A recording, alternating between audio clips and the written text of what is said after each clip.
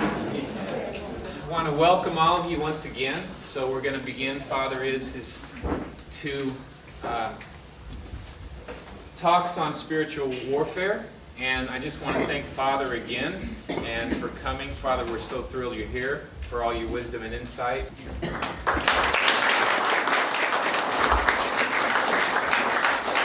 Should we pray? In the name of the Father, Son, and the Holy Spirit, amen. Direct, O Lord, all our actions by thy holy inspirations, and carry them on by thy gracious assistance, so that every prayer and work of ours may begin from thee and by thee be happening through Christ our Lord. Amen. Mary, Queen of Angels, pray for us. In the name of the Father, Son, and Holy Ghost. In spiritual warfare, there's essentially 7 kinds of spiritual diabolic influence.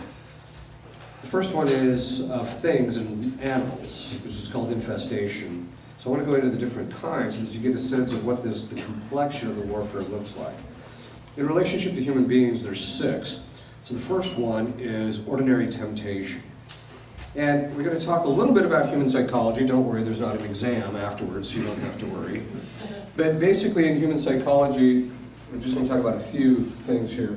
The first is we have 5 senses. Most of this people should know to have some degree. Then there's this thing called the common sense power. Now, most people wouldn't know what that is, but that's the fact that there's a part of the brain that unifies all the 5 senses and expresses the information from those into the imagination.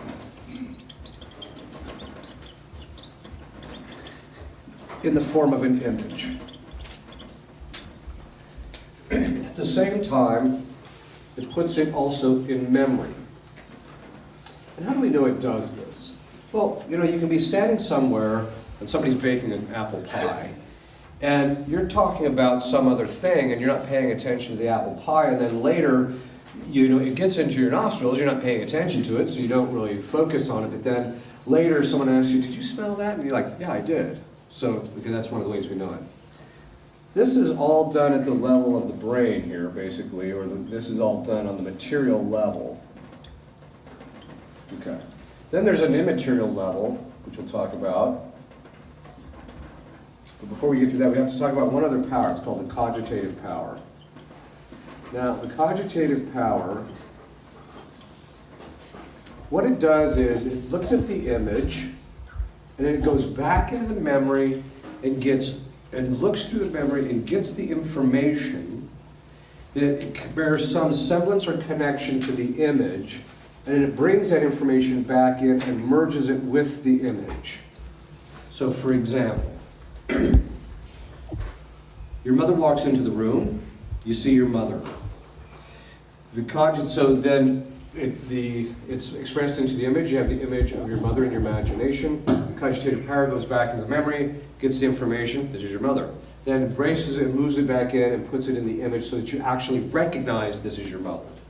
Now, the reason we know this all takes place at a material level is because of the fact that in Alzheimer's that process is blocked, so that someone will see somebody but they can't recognize them because it can't recall the stuff from memory in order for the person to be able to recognize them. Okay. The cogitative power does a couple of things. It makes these associations. So it takes what's in the imagination and it makes associations with what you've had experience with in the past and puts the two together. But it also does this thing of making an initial assessment about whether something is good or bad, not morally, but just kind of on a physical level. So, for example, the person will, you eat the chocolate. You're like, this is pretty good, right? And so the cogitative power makes an assessment that the chocolate is good. So the next time you see the chocolate, it's going back into the memory and realizes the pleasant experience you had with it, so it immediately assesses, hey, this is pretty good. This is why sometimes it's hard to keep your fingers off the chocolate. Okay. That ability to assess whether there's something is kind of good or bad on a particular level, that's a perspective that we have on the thing. It's a perspective. It's not the thing itself, seeing that it's good or bad. It's a perspective that we have on it. Now that perspective, it puts on the image. That perspective is what moves your emotions. So that the emotions are moved by the image in your imagination. and the particular perspective you have on the imagination. Now, how do we know it's the perspective that you have on that image that moves a particular emotion? Very simple. When people are first dating, the image that they have of their girlfriend or their new spouse is, he's so wonderful, I just love him. Or the other way around is, you know, she's just a good woman, I love her, I'm glad I'm married. You know, okay. Then what happens? 5 years later, after lots of memories, she walks into the room, and then he says, okay. The perspective you have on that is very key. But this is just all at the level, but then there's a part of the intellect, we're not going to go into all of it. There's a part of the intellect called the possible intellect. Let me change things here. Now, the possible intellect is a very key thing because it's completely immaterial. It functions completely, functions completely independent of matter. And how we know this is, no physical thing is capable of being the object that is known and the knower at the same time.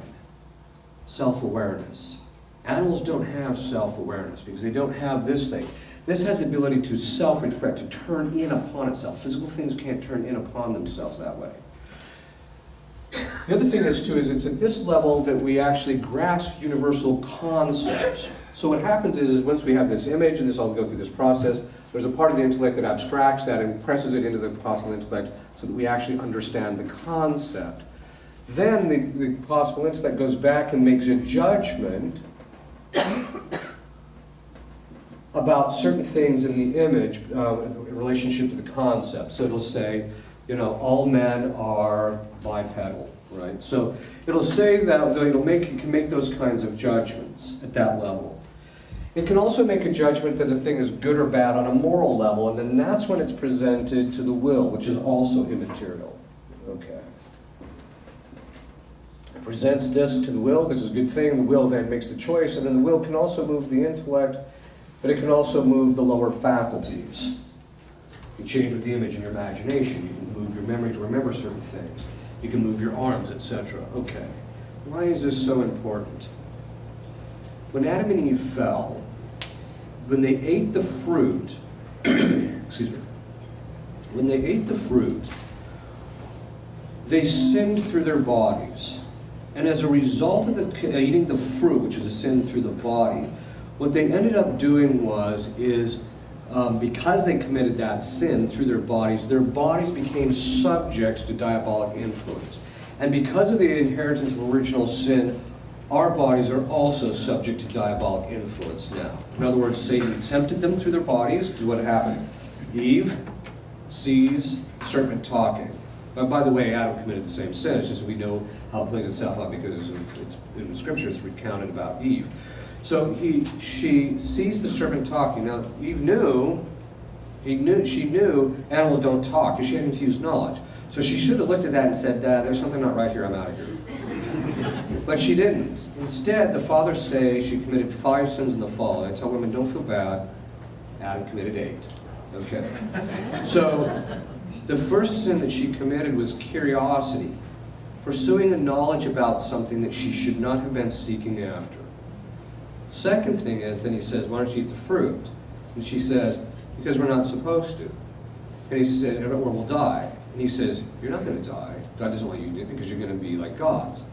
So then it says she looks at the fruit, and it was pleasing to the sight. Now it's a very important thing. Before the fall, our emotions were perfectly subordinated to reason. There's 2 kinds of emotion. There's what they call antecedent emotion. These are what occur before you really think about it or contrary to your reason. You don't want to feel this way, but you do. Then there's consequent emotion, and those are those that follow upon thinking about something. Oh, you know, I really like this, and so then you start getting the emotion of actually wanting it. Okay. What happened is before the fall, and Christ and Our Lady only had consequent emotion. Their emotions never moved at any time contrary to or without the express permission or confirmation of reason. After the fall, because Eve looked at the fruit, she took delight which is another way of phrasing, the delight is one of the emotions. She took delight in something that was contrary to reason. So before they had the preternatural gift where the lower faculties were perfectly subordinated to reason, because she took delight in the thing contrary to reason, she confirmed the lower faculties in pursuing an object of consideration contrary to or without reason. That's how he got stuck with this problem. Then, of course, she ate the fruit, and she committed disobedience. But she committed the sin through her body, which means that through that process, because Satan was saying, hey, come over here to this order rather than God's order, when she ate the fruit, she stepped out from underneath that order and became under the order of Satan through her body. We are now stuck with that. That is the complexion of spiritual warfare. The spiritual warfare, even though demons do attack things externally to us, the primary battlefield is our own bodies. And so the demons have access to our imaginations, our memories. This is why I tell guys, never look at pornography. Because if you look at it, the demons can now make use of it. Because they can go back into your memory and drag it out and use it and put it in your imagination. Demons can move our emotions. So let me give you an example of this. And they can move the cogitative power, imagination, okay, and memory. The wife decides she wants to give her husband breakfast in bed because she loves him. She wants to perform an act of charity, and it's his birthday. So she comes in, and it's 7 o'clock in the morning, and she says to him, when are you getting out of bed? Thinking to herself, that way I can time exactly when he's getting ready to get out of bed to give him the breakfast. So that's what she's thinking.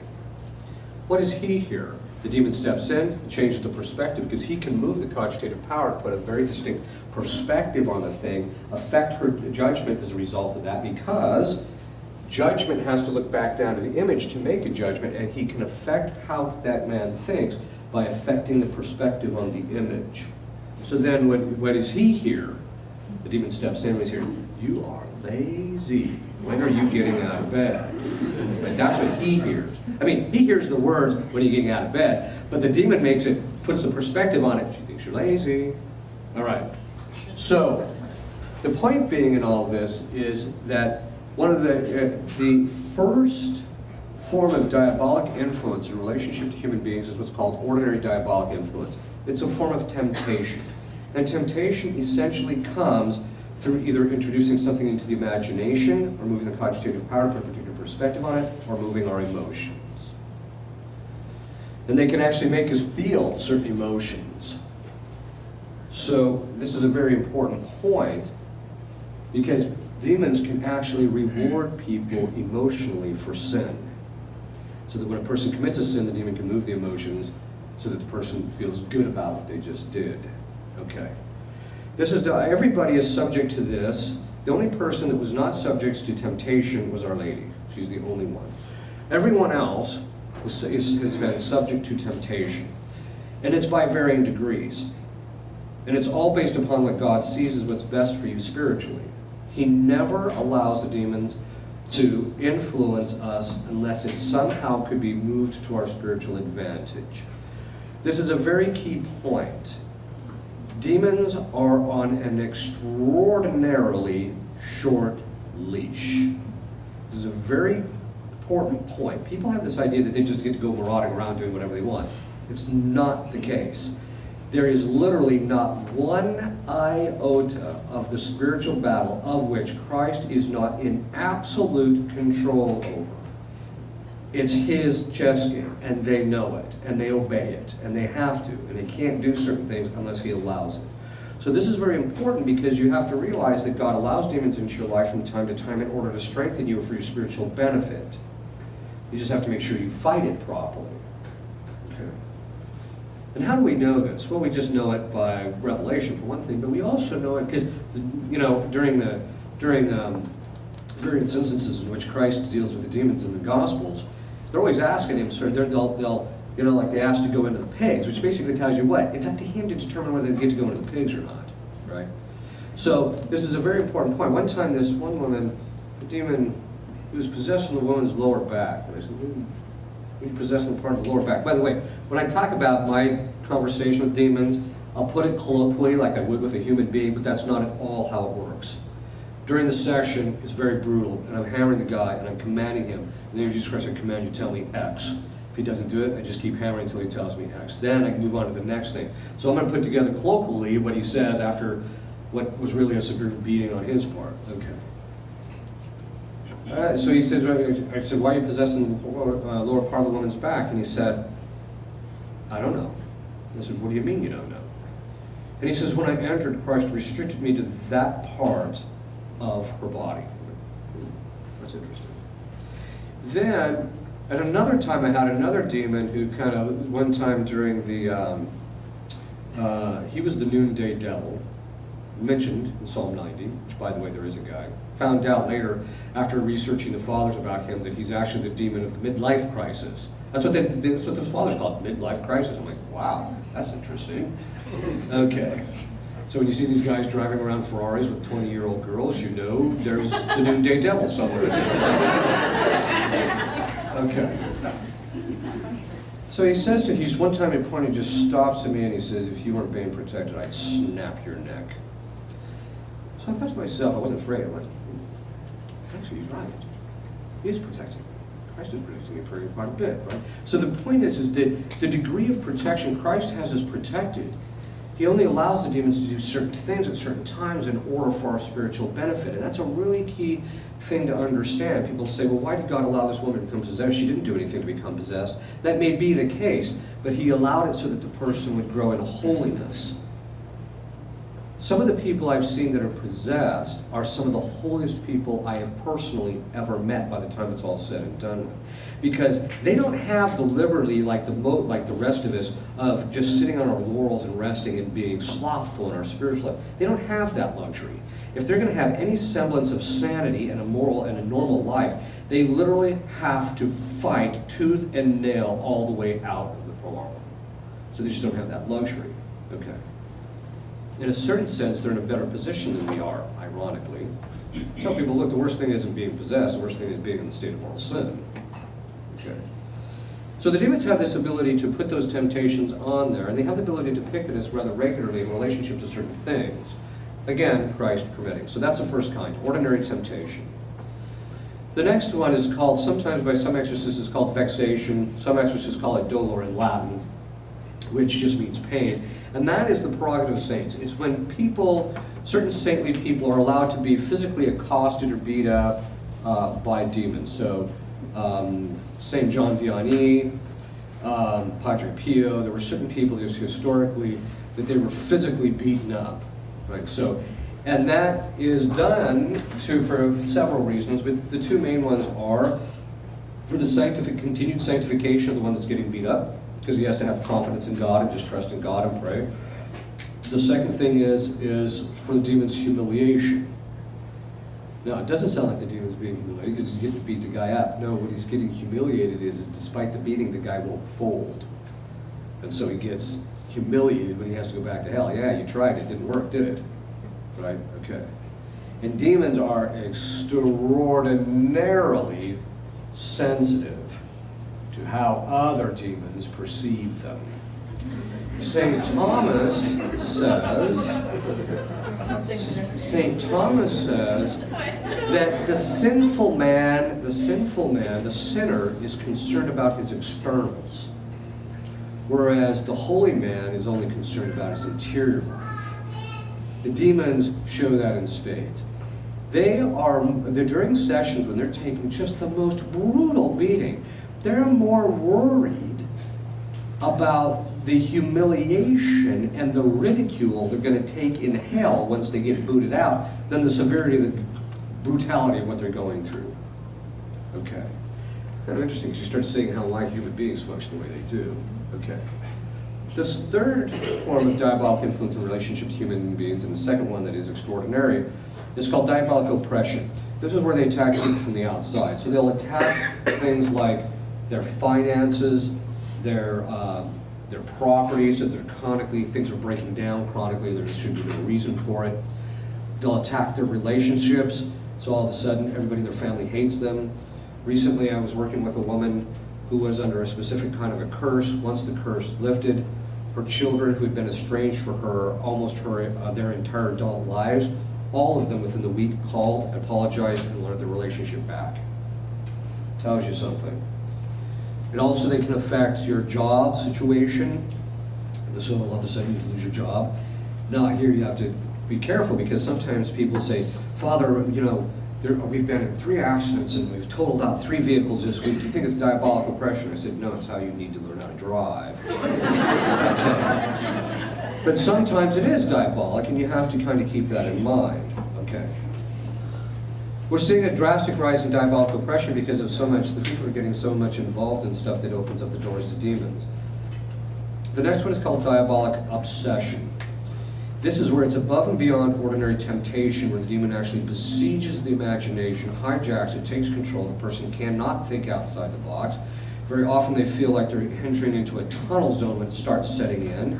It sets on really quickly, and very often it'll just shut off very quickly. It also is usually accompanied by a feeling of heaviness and extraordinarily strong emotions, which don't necessarily have any connection to anything that's real. So a person who's diabolically obsessed will wake up in the morning and all of a sudden they're just angry and they don't know why. There's no reason why. Everything is fine externally to them and they're just extraordinarily angry. Or they're extraordinarily depressed, etc. And then things will go along, all of a sudden, boom, it just lifts and they feel fine and almost symptom-free. Okay. Then there is diabolic possession. And diabolic possession is where the demons take possession of either the part or the whole of the body. Now, if they take part of the whole, if they take possession of part of the body, it's called partial possession. And it means that there's some particular part of their body that the demons actually possess. It can be any part of the body whatsoever. Anything down to one woman, it was her elbow. I mean, you do the strangest thing. One time I had this demon, I commanded you to put this on the part of the body you're possessing, so he stuck it on the top of his head. And then we found out that's exactly the part where, and the reason he was possessing that part of her head is because she became possessed through a mortal sin of pride. One of the demons tempted her, you're better than everybody else. She got sucked into it, gave consent to it, and boom, that's how he got in. So they possess part of the body. They only possess the whole of the body if the person has given themselves over entirely to the demon. It is entirely false that you have to give consent to the possession for it to happen.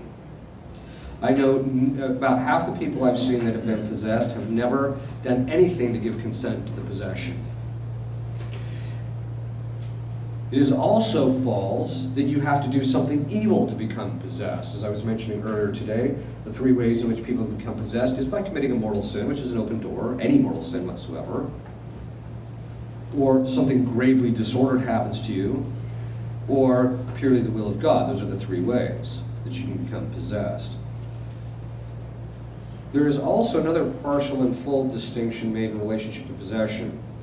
People who are partially possessed very often have periods of lucidity where they're totally normal. They can carry on jobs, they can function normally. A lot of people don't even know they're possessed.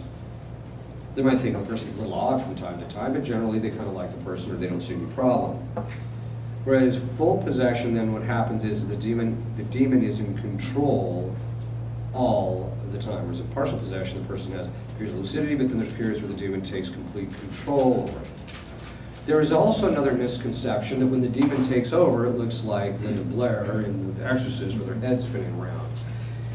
That is not very often, in fact, in 99% of cases, that's not what diabolic manifestation actually looks like. In fact, one time, I was assisting an exorcist because he asked me to come take a look at a case he was working on. And it's only because I actually had a case of this myself that I actually realized what I was looking at when I saw this woman. The way we were about to start an exorcist, the exorcist was trying to communicate or to talk to the woman and get her convinced, okay, we need to start this. And she starts whining, no, I don't want to do this, I'm tired of this, I'm sick of this, it's so painful, why do we have to keep going with this, why does God do this to me? This same old stuff, right? And what I saw in her was there's a very subtle form of manifestation that can occur that if you're not an experienced exorcist, you're unlikely to recognize. So I walked up behind the exorcist, who was taller than me, which is not difficult to do. Walked up behind him, and she was standing in front of him. I said behind him, I said, that's not her. So I stood behind him, began the solemn ritual of exorcism so that she didn't see it. Immediately went full-blown into manifestation. Later, her husband comes to me and says, "Do you mean to tell me all these years I wasn't talking to my wife?" I said, "Probably not." So this is something to kind of keep in mind. So sometimes people can be fully functioning. I know a woman who suffers from manifestations rather chronically, and people don't even know that the demon's manifesting. I can look and say, "Oh, there he is." All right. There are 4 essential signs of possession. There's primary signs, there's ancillary signs, there's certain psychological patterns that are very distinct from diabolic patterns of behavior, and there's a way to actually distinguish the two, even independently of a full-blown psychological exam, or even independently of praying over the person. But sometimes you have to do it in order to give the full determination. But there are different, very distinct psychological patterns you'll see with someone who's mentally ill as opposed to someone who's diabolically influenced. Now sometimes you get people who have a mixture of both. In fact, most people who are possessed, there's usually a bit of psychological trauma or damage has been incurred, so they're dealing with both of them. Okay. Those 4 signs are, the first one is an aversion to what is sacred. But I don't take that personally as an ironclad sign that a person is possessed. And the reason I don't take it is because you can have someone who has a psychological condition in which they have aversion to things that are sacred. So let me give you an example. Suppose you grew up and every time you're about to go to Mass, your mom beat you ruthlessly to get you into the car. Well, when someone suggested maybe you should go to Mass, this guy is going to go back in here. It may not remember the specific beatings, but it's going to think to yourself, "Oh, Mass is bad," because you're going to get beat. Okay. So the point is that you can have a psychological aversion, so it's not an ironclad one. However, people who are authentically possessed, every demon does have a hang-up with some things that are sacred. Now, I say that very formally. People have this misconception: if you're possessed, you wouldn't be able to receive communion. That's just nonsense. Because certain demons can tolerate some things and not others. They don't like them, they have an aversion to them, but they can tolerate them. So one demon I know of, you can give the woman the Eucharist, he might react a little bit. You give her the precious blood, and that guy just craters. Or other demons, they can tolerate the Eucharist. They can even tolerate the person going to confession. But the minute you throw a little bit of holy water on them, it's going bananas. Another one is exorcised bells. What most people don't realize is, the bells that they have in churches? Historically, those bells were actually exorcised so that every time the bell was rung, it would resound into the area and literally drive the demons out of the area. That's what they were for. So, I have this one demon, I call it manifestations on demand. Because all you have to do is, even if the woman doesn't even see you have the bell, you just have to ring a bell that's been exorcised. Boom, this guy immediately, out he comes, right? She calls it Jack in the Box. Okay? So, the point is that they have, some demons have tolerations to some things and some to others. And one of the things you have to do as an exorcist is find out where their weakness is in relationship to very specific sacred things, and then you just make them deal with it all the time so that it weakens them. Okay. So, all demons have an aversion to something sacred, but not all things that are sacred. The next one is speaking languages they've never known. The person has never studied, they never had access to, etc. So, for example, one case that I had, a man who spoke a form of Phoenician.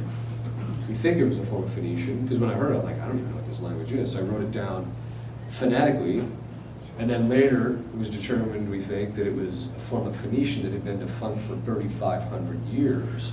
This guy didn't even finish high school. Or another one is, as I was mentioning at lunch today, this one demon who, the woman never studied Latin, but this guy was totally fluent in Latin, and so I would do the exorcism, conduct the exorcisms in Latin, and he was pretty fussy about the grammar. So if I used the dative case when the ablative was required, or when the accusative was required, he would just ignore me like, I don't have to deal with this. But then I would do it right, and then he would immediately obey. So some people, and part of the reason is too is that you know that it's because the person's fluidity. Now sometimes you'll hear psychologists suggest stuff that's a bit of nonsense. They'll say things like, well, he could have heard the language sometime in his life. Okay, let's say for the sake of argument that's true. Can you learn a language in one hearing of a language? I don't think so. Hearing a language once doesn't give you fluency, right? Those are habits, and habits take repetition. This person doesn't have that. So a lot of times when you hear psychologists, they throw stuff out and you're just like, are you a scientist or are you just an idiot? Sorry, I don't mean to be flippant, but that's really what it boils down to. They'll throw stuff out there because the preconceived conclusion is, there's no such thing as possession of demons. And so what they'll do is they'll throw stuff out there that's just scientifically daft. It's not, you can't even hold that. Although ironically what's happening now is people in the medical community and psychological communities are coming to the Exorcist and saying, we are seeing things that cannot be explained naturally. So, okay. The next one is occult knowledge. Now, occult knowledge is that the demon can communicate to the individual knowledge that they don't have. In fact, one of the women I worked with, I finally had to cut her off because I discovered that she really didn't want rid of the demon because she happened to like the occult knowledge that the demon was giving to her about her husband. And I'm like, really?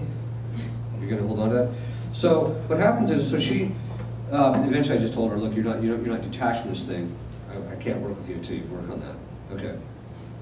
But they can give them occult knowledge, which is everything. There's two kinds of occult knowledge. There's occult knowledge, which is the kind in which it's things that are hidden that there's no way that they could actually know about particular individuals. So you'll walk in, the demon manifests, and he's talking to you about stuff in your own life that this person has absolutely no access to.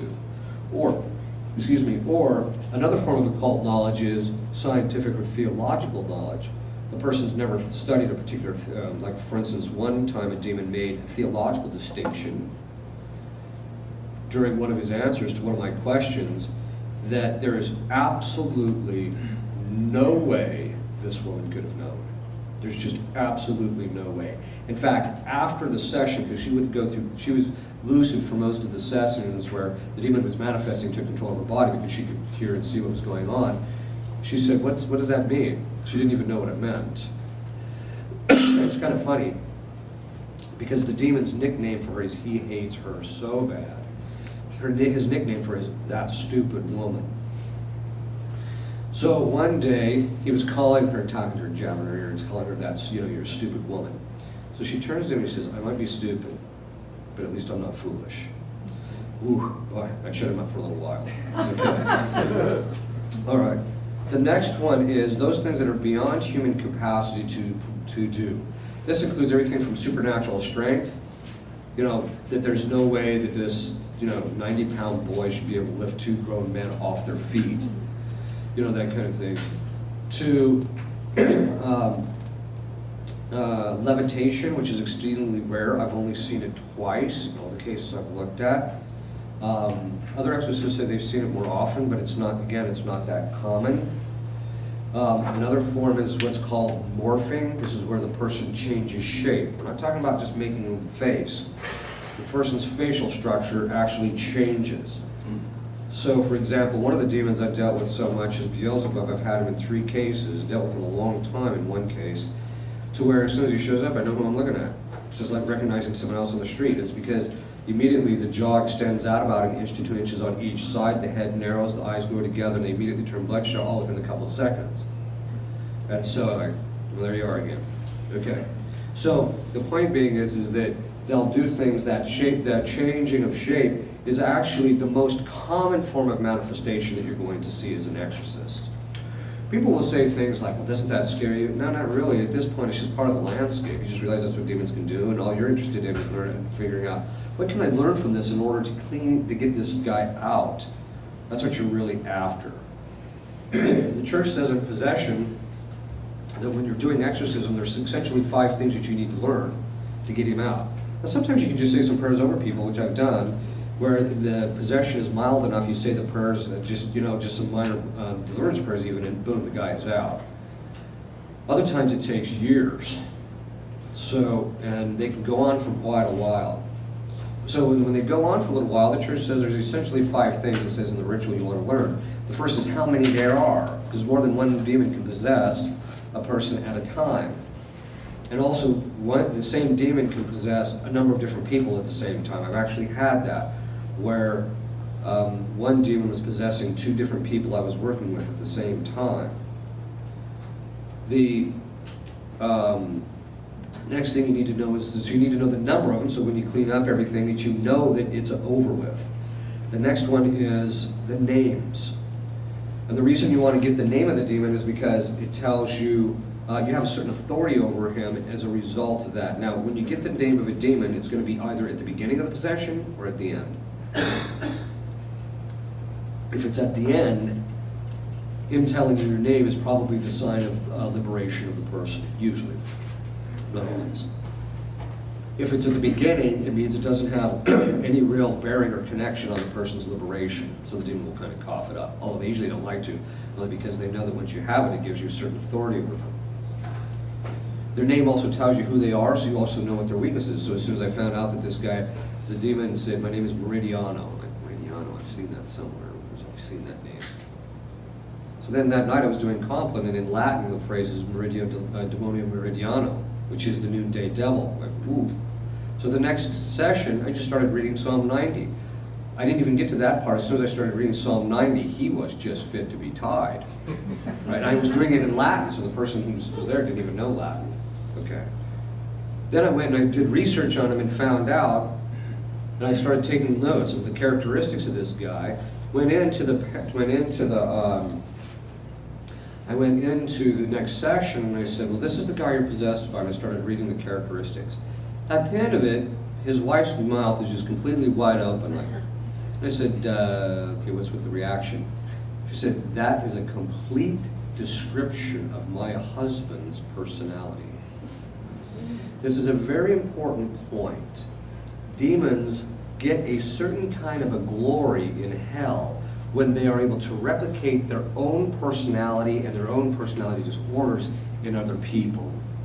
It's one of the reasons they like to do it. They like to make people into their own little image of themselves.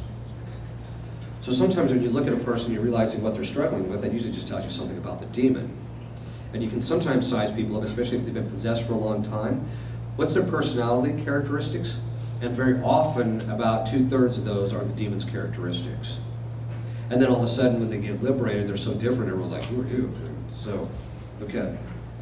The next thing that you want to learn is how they got in. Because sometimes how they got in is going to tell you how they got out. How are you going to get them out? The next one is the time and date of the departure. I rarely ask that one. I mean, I do it in the ritual, but I rarely press the demons for it because I find they lie chronically, obviously. They lie about that one particularly, and the reason they like to do that is because for them it's all a psychological game.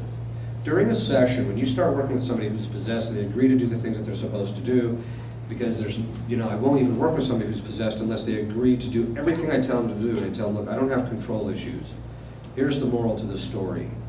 After this is all done with, if you never see me again, it's not going to hurt my feelings. But it boils down to this. If you insist, the possessee, if you insist on being in control, the demon's in control of you, which means he's in control. So you have to cede complete control over this thing. To me, you have to do exactly what I tell you to do. Because if you don't, he's going to be in control. And he's going to use that one little area that you want to hold on and control in. That area is going to be the one that he's going to use to take you down and block your liberation, which is very true. In my book, I have this book, a chapter of a book just called Control, and in there I talk about it. But the point is that people are very often driven to control things because they don't have control interiorly. That's usually the sign. In other words, if I don't have control of my own emotional life, I have to control everything external to me to make sure that it feeds my emotions, my appetites, etc., or it doesn't hurt me or what have you. Okay, so that's what the control is for. But in relationship to demons, other people, very often they've been wounded very badly, and so it's very difficult for them to see that control, but if they do, you can very often get the demon out very quickly. So, but what happens is the demons will very often try and during the session start picking at the person psychologically So that it'll say, see, this is your fault. I would be out of here if you would just cooperate with the exorcist, or if you would just do this. Or there must be something wrong with you that I'm still here, or God must not love you because I'm still here. Things like that. And so they'll say that to the demon will say that to the person, so the person sucks into it. And then once that happens, he hides behind that, and the prayers of the exorcist are completely inefficacious. So I tell people, you have to air the thing out. If he's picking at you interiorly, you got to air it out so we can deal with it. In fact, during the session, you'll be beating him up and he's reacting, and all of a sudden he gets real quiet. I'm like, okay, what are you doing? So then I'll start doing severing prayers to sever his picking at the person psychologically, and then within a couple of minutes, usually he's panicking again. But then later I'll ask the person, what were they picking at? Because this is something that they have to continually shore up on.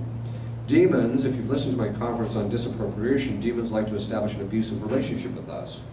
And by abusive, I mean this. The first time I really recognized it was this woman. The demon was haranguing her nonstop for 7 months. I mean, nonstop. She'd wake up in the morning, he would just chatter and yak at her and tell her how bad she was, blah, blah, blah. For 7 straight months, I was starting to worry about her psychological health. So I was looking at this, I'm like, this just has all the signs of like a domestic abuse case. So I said to her, well, because the abuser, what he does is he says bad things to the abused in order to get the abused to be subject to him so that he has control over them. And he tries to hurt the person and get them to appropriate the abuse so that not only do they feel bad interiorly, but they feel bad that they have to listen to him too. So now it's on 2 fronts that they have to fight the battle. So I said to her, okay, this is what I want you to do. Now, in every domestic abuse case, you never address the abuse. Never. Because the minute you address the abuse, you have already accepted the fact that the abuse is a legitimate topic of discussion. So when a husband comes in and he says, you're fat, you're ugly, you're not taking care of the house right, why are the kids not cleaned up, why is it da da da da da da, you never say, no, I'm not fat. No, you never do that, because you've already conceded that your weight is a topic of discussion. What you do is you say, if you have a problem with that, that's your problem, not mine. So I said to her, this is what I want you to do. Every time he says something, I want you to turn to him and say, if you have a problem with that, that's your problem, not mine. He just shut up for like a day and a half. I'm like, ooh, that was pretty good. So then he started it up again, and then she would just beat him up and do that. And so what I began to realize is that the stuff he was haranguing her about was his own hang-ups, his own problems, that he was trying to misery love company type of thing, but also wound other people so that he doesn't feel so bad about his own woundedness, his own dysfunction and disorder. So then the next week, I said to her, okay, so I said, this is what I want you to do. I want you to go down the list of every single moral, psychological, and spiritual problem you think you have, and I want you to unload it on this guy. Which she did. She came back a week later, and you could tell there was quite a bit of a difference. And she said, once I did that, what I discovered is that about 80% of what I thought I had problems with was just him picking at me. Over here. It's all this. Consistently. Once I got rid of it, disappropriated it, he stopped completely that area, and I found out I didn't have a problem in this area. I just didn't have a problem. So then she said, but there was a couple of other things that I realized, well, I got him out of my hair on these things, but I still have inclinations that, so I think those are my honest defects, and so I've got to work on those. So she started working on those, and she was actually able, the first time in her life, advance in virtue in those areas that she had been blocked by in the demons in relationship to that. The 5th thing that you need to know is the time and date of the departure. How am I going to know you're gone? What's the sign that's going to show to me that you're actually gone? And it can be everything from nothing happens when you pray over them, all the way to, the lights will blow out, or, a variety of different things. Just be a whole different thing. Or the person will see light, you'll hear a trumpet sound, or something like that. That's going to be the sign. Okay.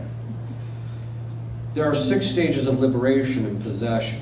By the way, the last kind of diabolic influence is called subjugation. That's where a person makes a pact with the devil. People who are perfectly possessed, that is fully possessed, they have made a pact with the devil. And by the time they get to that point, the possession is so perfect, it is impossible to distinguish the person from the demon as far as their personality goes when you're dealing with them. Okay. There's 6 stages of liberation. The first is the discovery phase. This is the time when you realize, okay, there's probably something here that's a little bit more than just, the person's a little psychologically off. So, for example, One time, a psychologist sent a woman to me, and she said, I think this person's possessed. I said, well, why do you think that?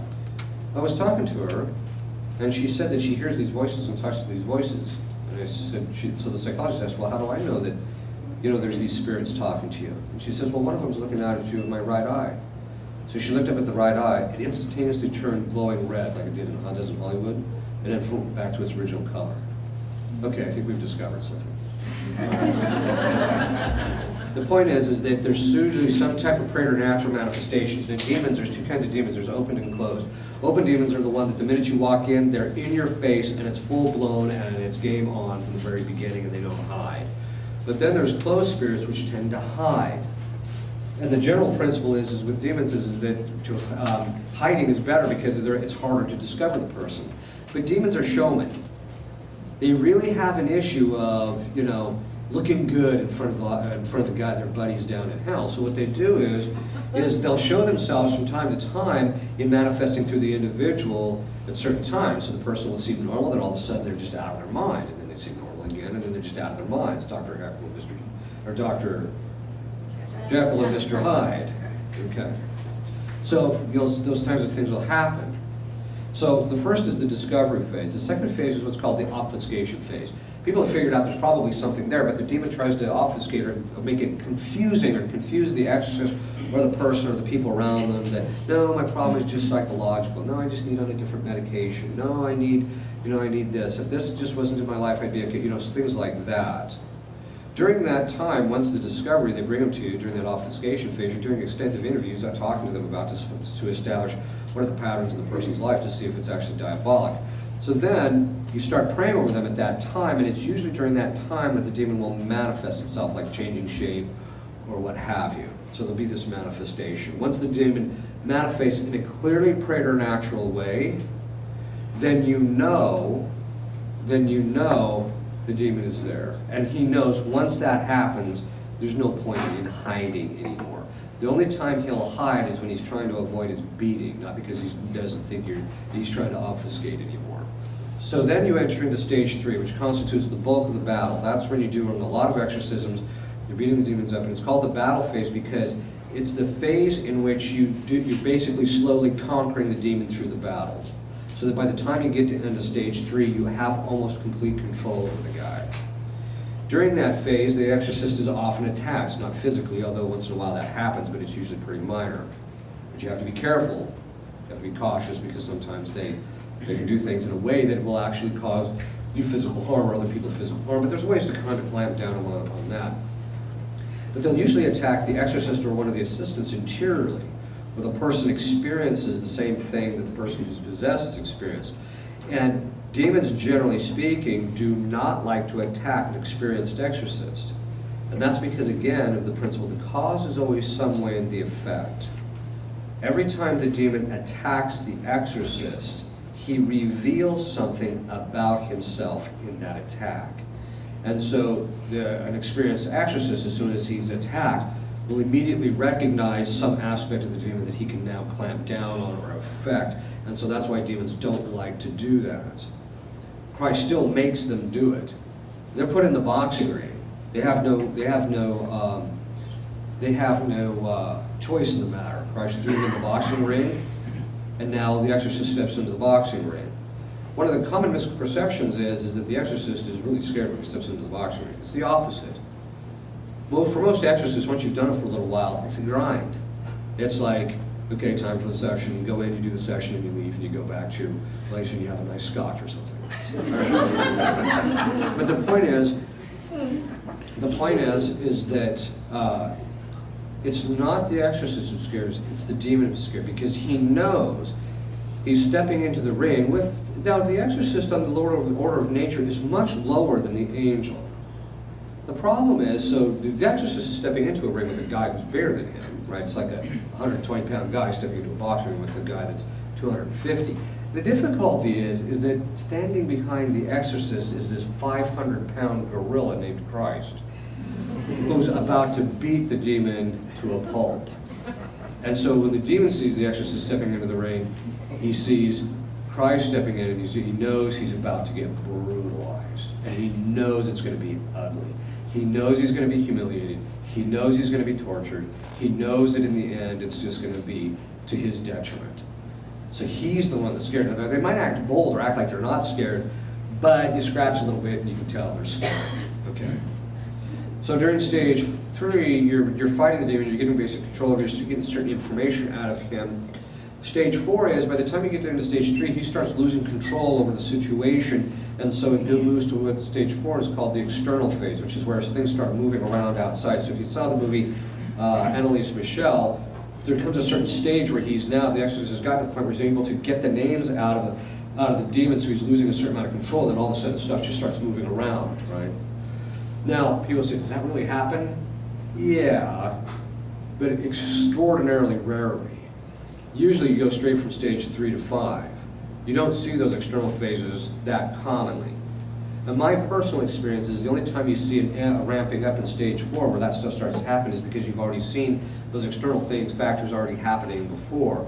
So for example, one woman I worked with, she had a demon of destruction, and every time you would pray over here, something got destroyed. So one time it was our plumbing, the next time it was the light system, the next time it was the pastor's hard drive, so he was kind of glad I moved the exorcisms to a new location. So there's certain that you would just cause destruction. Okay. Stage 5 is what's called the climb out phase. That's the phase where the person now, because the demon has become so subjugated to the exorcist, the person leads a practically normal life. They get to the point where they're hardly ever manifesting, they seem symptom-free for almost all the time, and that their life is pretty normal. But he still manifests when you start the sessions. Stage 6 is the person's actually liberated. During all those stages, all the way until the actual liberation, the person who's possessed will also suffer from horrible diabolic obsession, where he's constantly picking at the person interiorly, driving their emotions where they don't have any emotional control. And not always, but in most cases, they also have diabolic oppression, where they're trying to destroy the person's exterior life, and that's to gain more traction in the individual, because the individual finds their life difficult, and so it's easy to get depressed or emotionally upset about certain things, and so that's how they get their traction in relationship to the person. Okay. There's a few things that I think, some misconceptions that we need to kind of clear up. Like I said, most people tend to think that it's the Linda Blair thing in Hollywood. But people say, is what goes on in Hollywood what you see in cases? Yeah, I've seen everything that you've seen in Hollywood. But it's only rarely you see those things. And no, you don't see the same things all at the same time. Now, you'll see morphing and levitation together, but rarely do you see stage 5 or 4 with all the stuff moving around with levitation. So there's certain things that kind of go together, certain things that don't. So you're not, Hollywood puts it all together to give the dramatic effect. And usually it's a bit of a grind. Usually you step in, you do the exorcisms, the demon manifest, you beat him up for a while, then you get it to calm down, and then you go, and then the person comes back the next day, and you do it all over again. What we've discovered is that demons have a very distinct psychology. Since I've written 3 books on psychology, ever since I've been an exorcist, which has been 10 years now, I've been paying very close attention to how demons function psychologically, so that it's easier to distinguish between a diabolic personality and a human personality. But one of the characteristics of a diabolic personality that's different from human beings is that with human beings, if you beat a person non-stop for 2 days, what they will do is they will lose their marbles. They'll go crazy. That's what happens. Demons cannot go crazy because there are no parts to their intellect, so they can't go crazy. Instead, what happens is they start shutting down when they've reached their threshold. They literally get to the point where the pain is so excessive in what the will is experiencing in their intellect that the will becomes incapable of movement. That's what happens. But before then, they go through a stage, so you first start being up to the pre-result, they can fight and not have to think about stuff, they try not to think about stuff, because really, what happens is in possession is even though you're battling for the body of the person, the battlefield has now shifted to the mind of the demon. That's where the battle's taking place. You force him to listen to the ritual. You say the ritual over him. You force him to think of certain things. You force him to say prayers at times. You force him to reference things. You force him to do these things. So the battle is in his mind now. You transpose it to the battle being in his mind. So during that battle, what ends up happening is that demons are like human beings. They have a certain threshold. You know, I don't know if you ever saw, not that I would ever recommend you watch the show Family Guy, but there's that one scene where the kid sits there, Mom, Mommy, Dad, Mommy, Dad, Mom, you know, and she just does it over and over and over and over. And the mom's like, finally the mom just loses it. What? You know, oh, when he runs out, right? So the thing is that what happens is that most people kind of lose their, human beings will lose their marbles. That's not what happens with demons.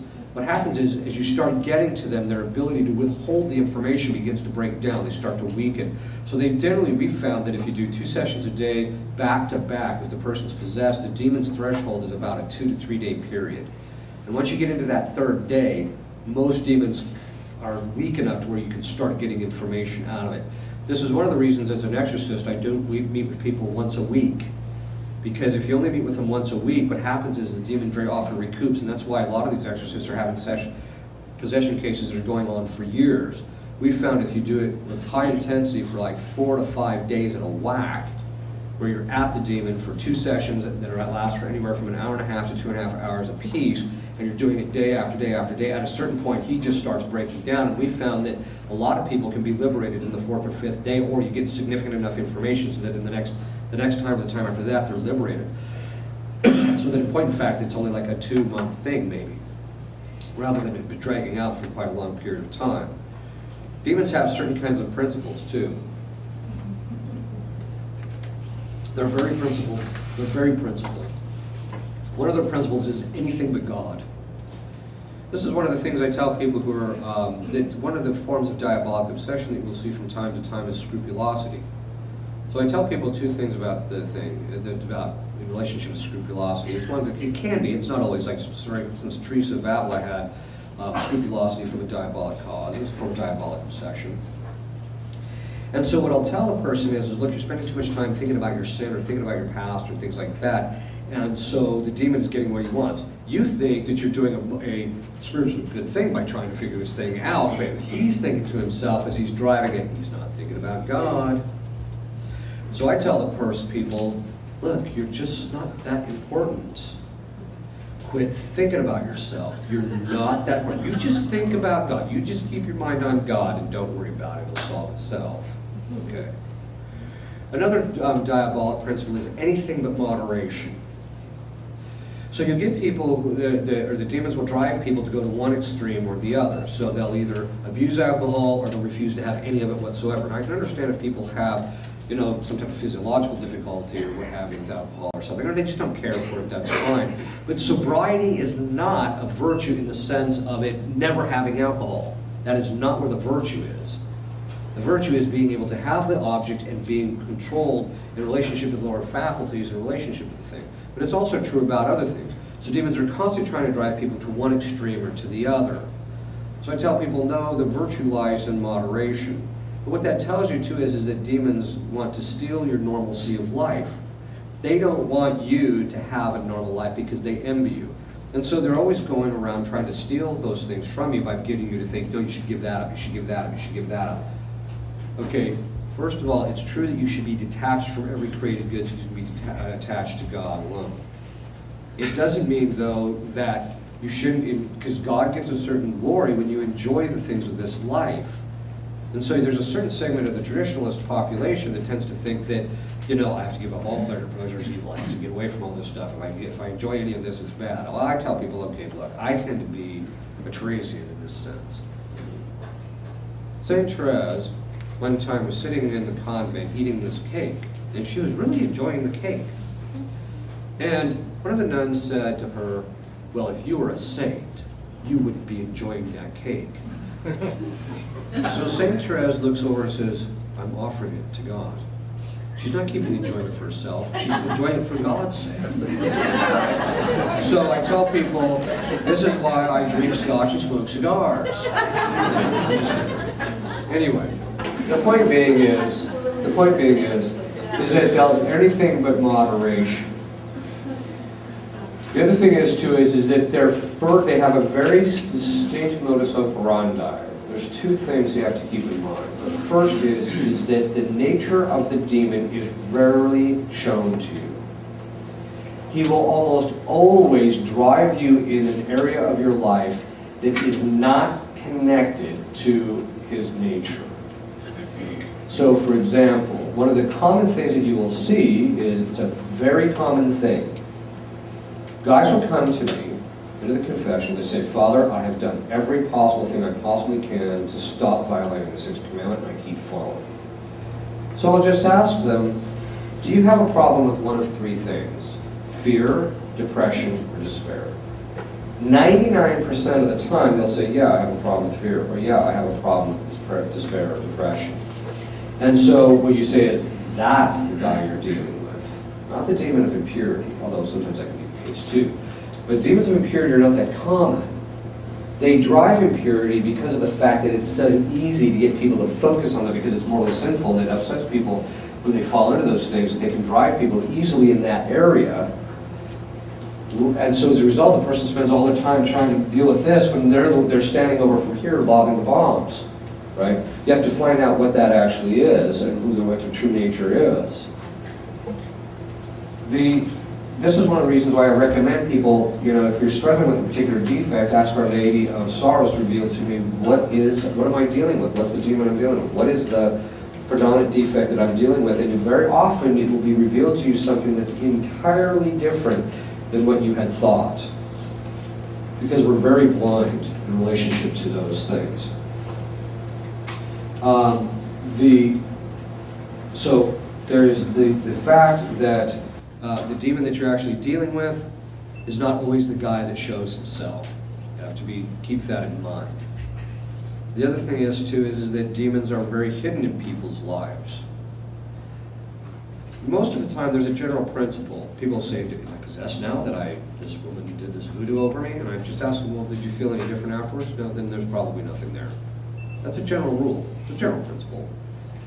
And usually one of the things you ask people who are possessed, you'll say, was there an event in your life after which you realized you were never the same? And usually that's the event that caused the entry point, usually.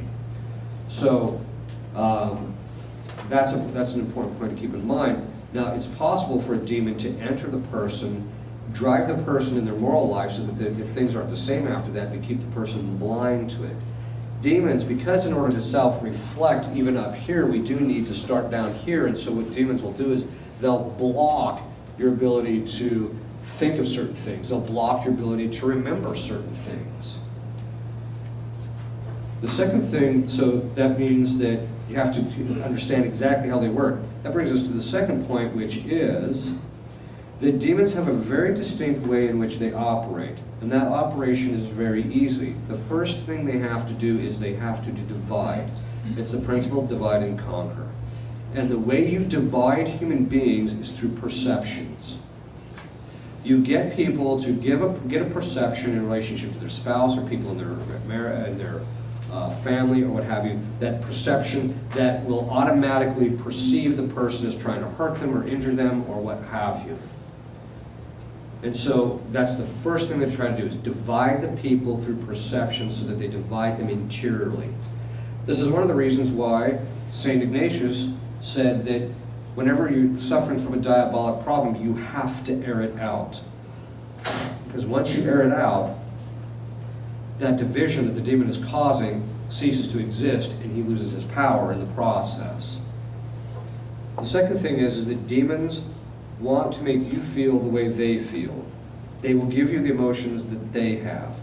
And one of those things is self-loathing, which is contrary to charity. Self-hatred is also contrary to charity. But also kind of a feeling of unworthiness or what have you. That's another thing that they tend to drive. The other thing is, too, is that most people have been wounded in their lives, not necessarily severely, but by bits and pieces, and the demons can use those wounds against people. In fact, demons, I have seen demons in people who are in the lives of people who are possessed, drive the externals in that person's life to harm that individual so that the demon will have more control over her or him. An example of this is, there's, when we talk about generational spirits, because there are generational spirits that pass from generation to generation. I once saw a generational spirit in a family where every single woman in the generational line for 4 generations had been raped. And I'm like, ooh, that's a pretty stout little guy you got in your family here. So we found out what he was, and then we were able to clean it up. The point is that the things that happen to us that wound us, the demons can make use of those wounds. Now there's 2 types of wounds. There's wounds where people hurt themselves by their own sin, and then there's wounds where people get hurt by other people. Now a wound is, St. Thomas says that a wound is basically like somebody, he says it's like a knife. If you take a knife and you stick it into somebody, into something, right, it penetrates and it causes damage. So there's various characteristics of a wound. It causes pain, causes damage, requires a healing process. There has to be certain things that have to happen. But then he says, when that first happens, you have a choice to make. And this is true even about our own sinfulness. Because you talk to most adults, and they're like, this is the one sin in my life that I really can't get over, or that I really feel bad about. So you have one of 2 choices. You can either do what's called contraction. That's where you grab the knife and you hold onto it so it doesn't cause any damage. And basically what this means in the context of psychology is that when somebody hurts you, you hold on to the injustice that they have committed against you in some way. And the reason you're holding on to it, very often the reason people hold on to it is because, well, if I let loose of it, he's going to get off the hook. No, he's not. It's something called the final judgment. All the punishment you could put that person through pales in comparison to what I've seen God put demons through, so don't worry about it. The second side of it is that if you don't let loose of it, so you got to let loose of it, so there's that, so they hold on to it. But there's certain people that I call injustice collectors. They go around collecting injustice because it's a way of having something over other people. Okay. And very often those are diagnosed in psychology as borderline personality disorder. So whenever someone comes in and I was diagnosed with borderline personality disorder, I'm like, ooh. Because those people are virtually never liberated from possession. In fact, I've never seen one. But that being the case, in other words, because they hold on to the injustices that keep happening to them, they never get liberated because the demons are driving them to hold on to those injustices. Because the demons brute, they hold on to all the things that they perceive as injustices themselves. The second part of it is, though, is that so the other option is you can let loose of the knife. You can forgive the person. Forgiving is letting loose of the debt in relationship to the justice that they owe to you to treat you properly. You can let loose of that and say, okay, look, I'm just going to let loose of it. Because then once you let loose of it, once you let loose of the knife, then either you or someone else can pull the knife out. Now, the advantage of doing contraction is it doesn't go any deeper and it minimizes the pain to a certain degree. The problem is that you can't heal from it. It's just going to fester and get worse. And the knife is still cutting, just slowly and less painfully. Whereas if you pull it out, it's brutal when you first pull it out, but in the end, the person ends up doing what? Then they can start to heal from that process. It's very painful, but then they can heal from the process. This is true in relationship to the injustices that people committed against you. I have had cases of possession where you're doing sessions, then you go into a session, all of a sudden all your prayers don't have any impact whatsoever. So then you stop, you sit down, and you ask the person, okay, what gives? And inevitably it's something like, I cannot forgive my mother for those things she did when I was young. Okay, there you go. That's what the demon's holding on to. He's driving that unforgiveness. Everybody in heaven has forgiven everybody that hurt them. Everybody in hell does not forgive those people, does not forgive others. That's just the nature of the beast. Okay, now, in relationship to ourselves, one of the things that demons hold on to is the lack of forgiveness to ourselves for the evils that we have committed. And people say, well, if I forgive myself, I'm letting myself off the hook. No, you're not. It basically boils down to this. The definition of love is willing the good of another. Charity is the virtue by which you will the good of another. If you're going to love yourself for the sake of charity, which we are regarded to according to divine precept, then you're going to have to will what's good for you. So that means you're going to want your own healing. You're going to want to forgive yourself. You're going to want, because part of St. Thomas categorizes mercy, even though it's a part of justice, he also categorizes it under charity, so that if you have a real charity for somebody, you want them to be under your mercy. So you want to forgive them. The demons can't forgive themselves because their sin is irretractable.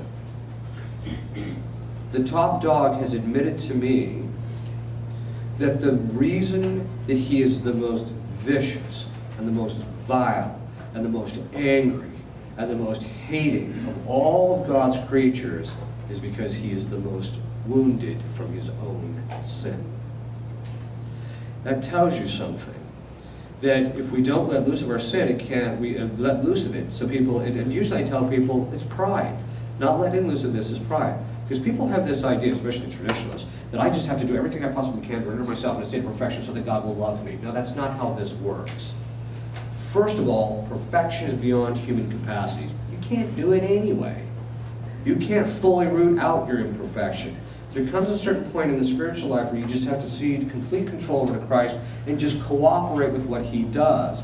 Maintaining control over your own interior life, you will never be a saint. It's just that simple. Okay? So, but it also means that very often what happens is with traditionalists is they have a hard time forgiving themselves because they can't bear the pain of recognizing that they stoop to something so lowly. Okay, well that's just a matter of basic humility. Sometimes I'll even ask them, did Christ forgive? Did you go to confession? Yes. So God forgive you? Yes. But you won't forgive yourself? No. Then you're standing in place of God. You're usurping his authority. Because you're telling him that his judgment is not enough. It's not right.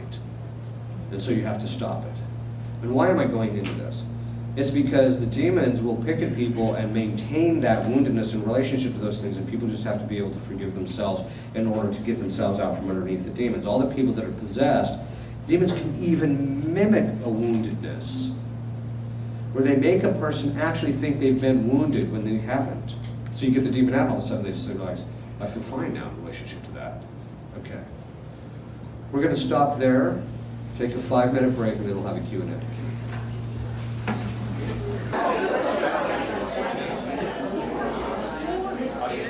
No, all right.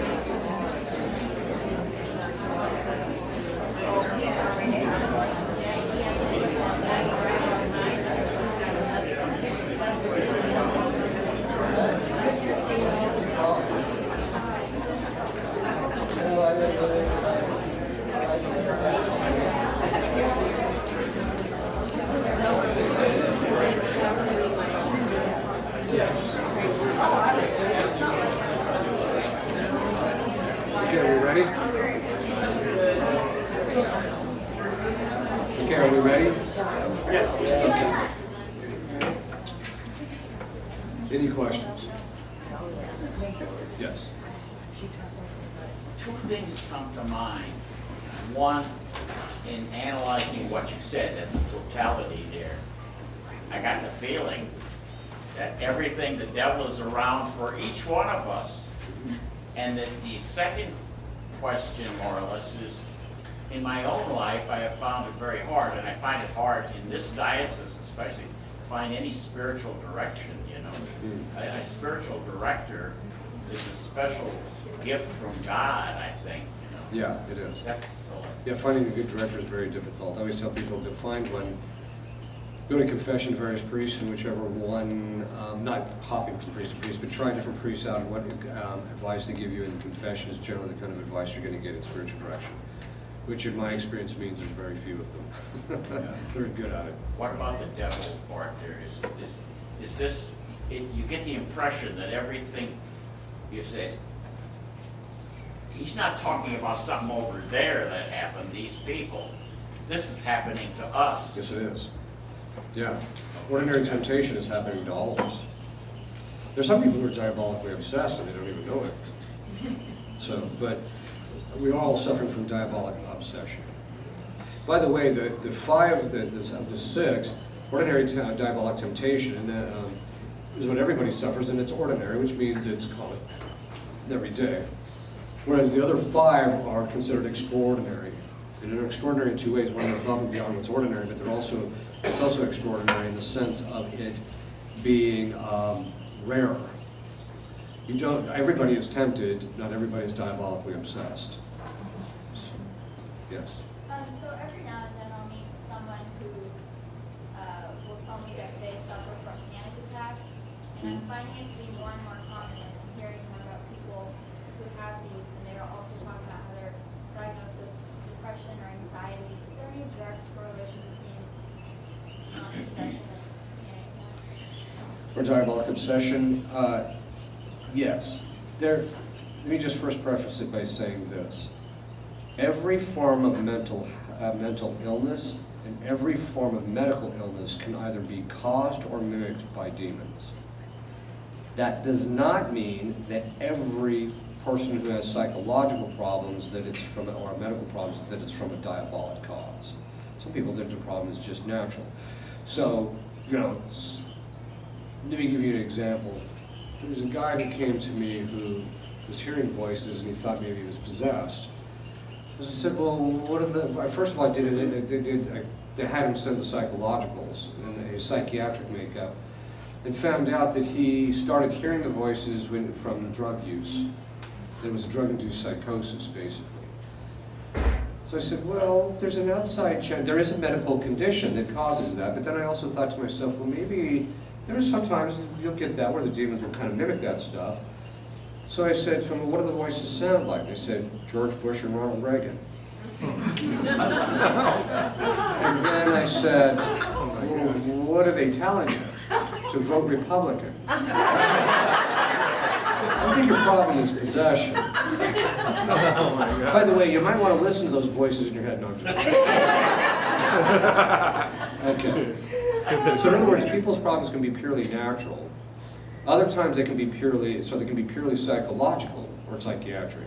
Other times it can be entirely diabolic, so that the panic attacks and the things that the people are suffering. So for example, I'm working with one of my spiritual directees. I agreed to take him on for a very distinct reason, but he suffers from panic attacks, he suffers from those.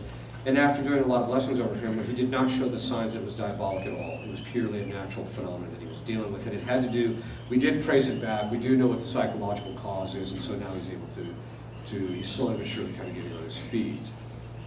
There's other people, though, that suffer from panic attacks, you do the blessings over them, and boom, it just stops.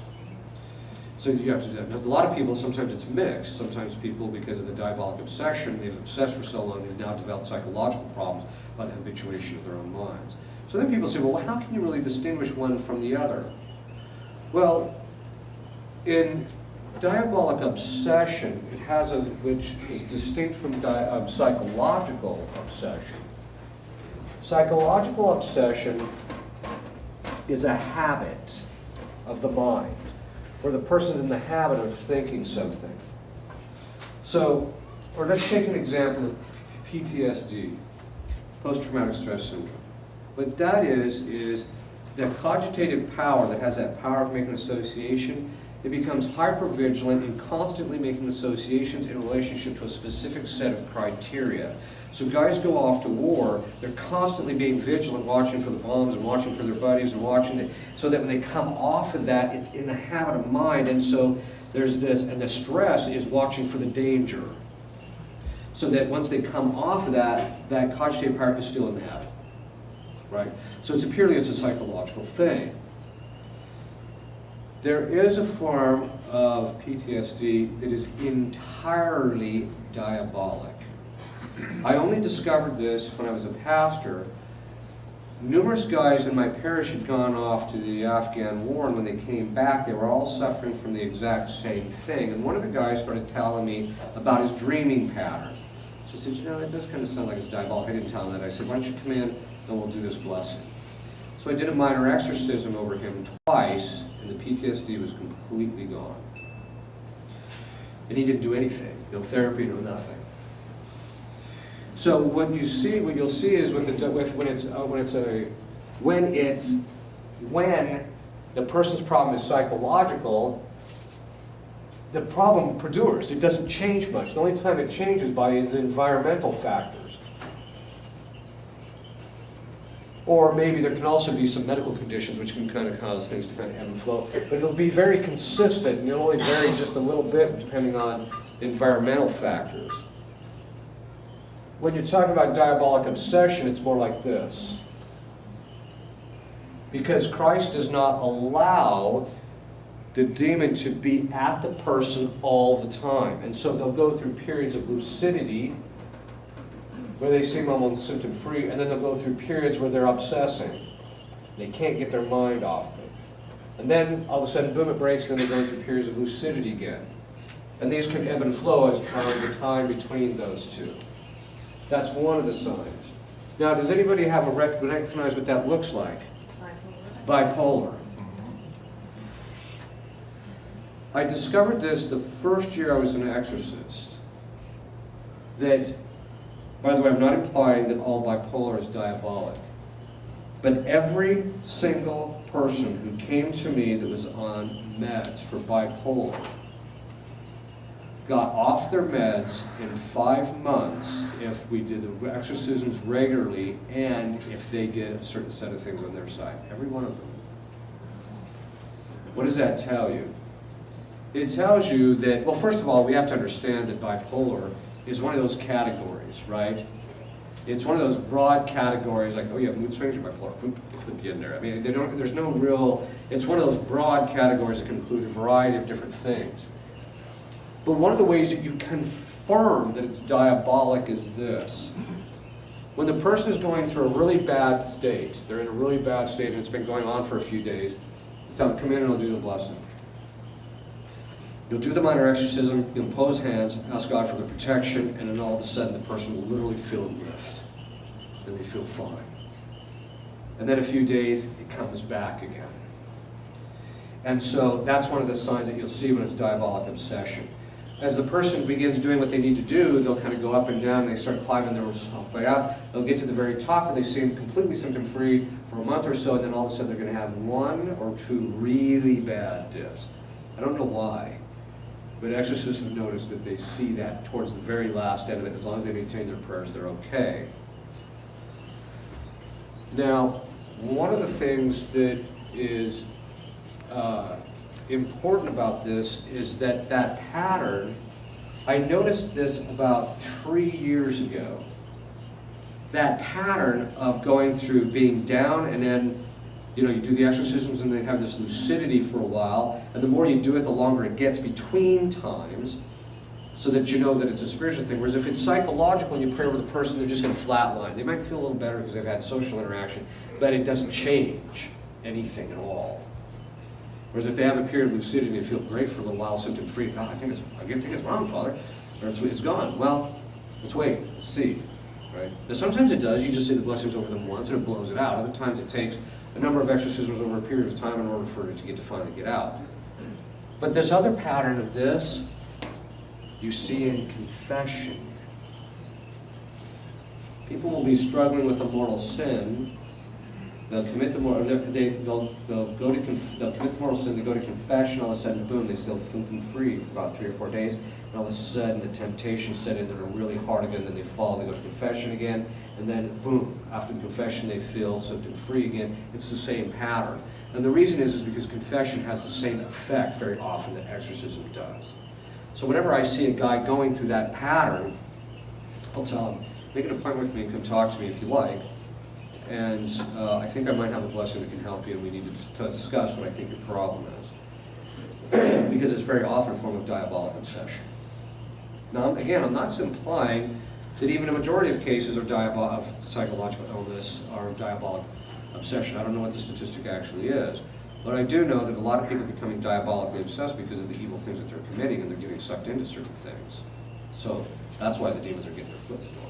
Yes? Yes, I had a question, and I'm asking this because I'm a physician, and you said every medical problem can be potentially from a demon. It can be. Can you explain that? Like, say somebody has abdominal pain. Yes. Okay.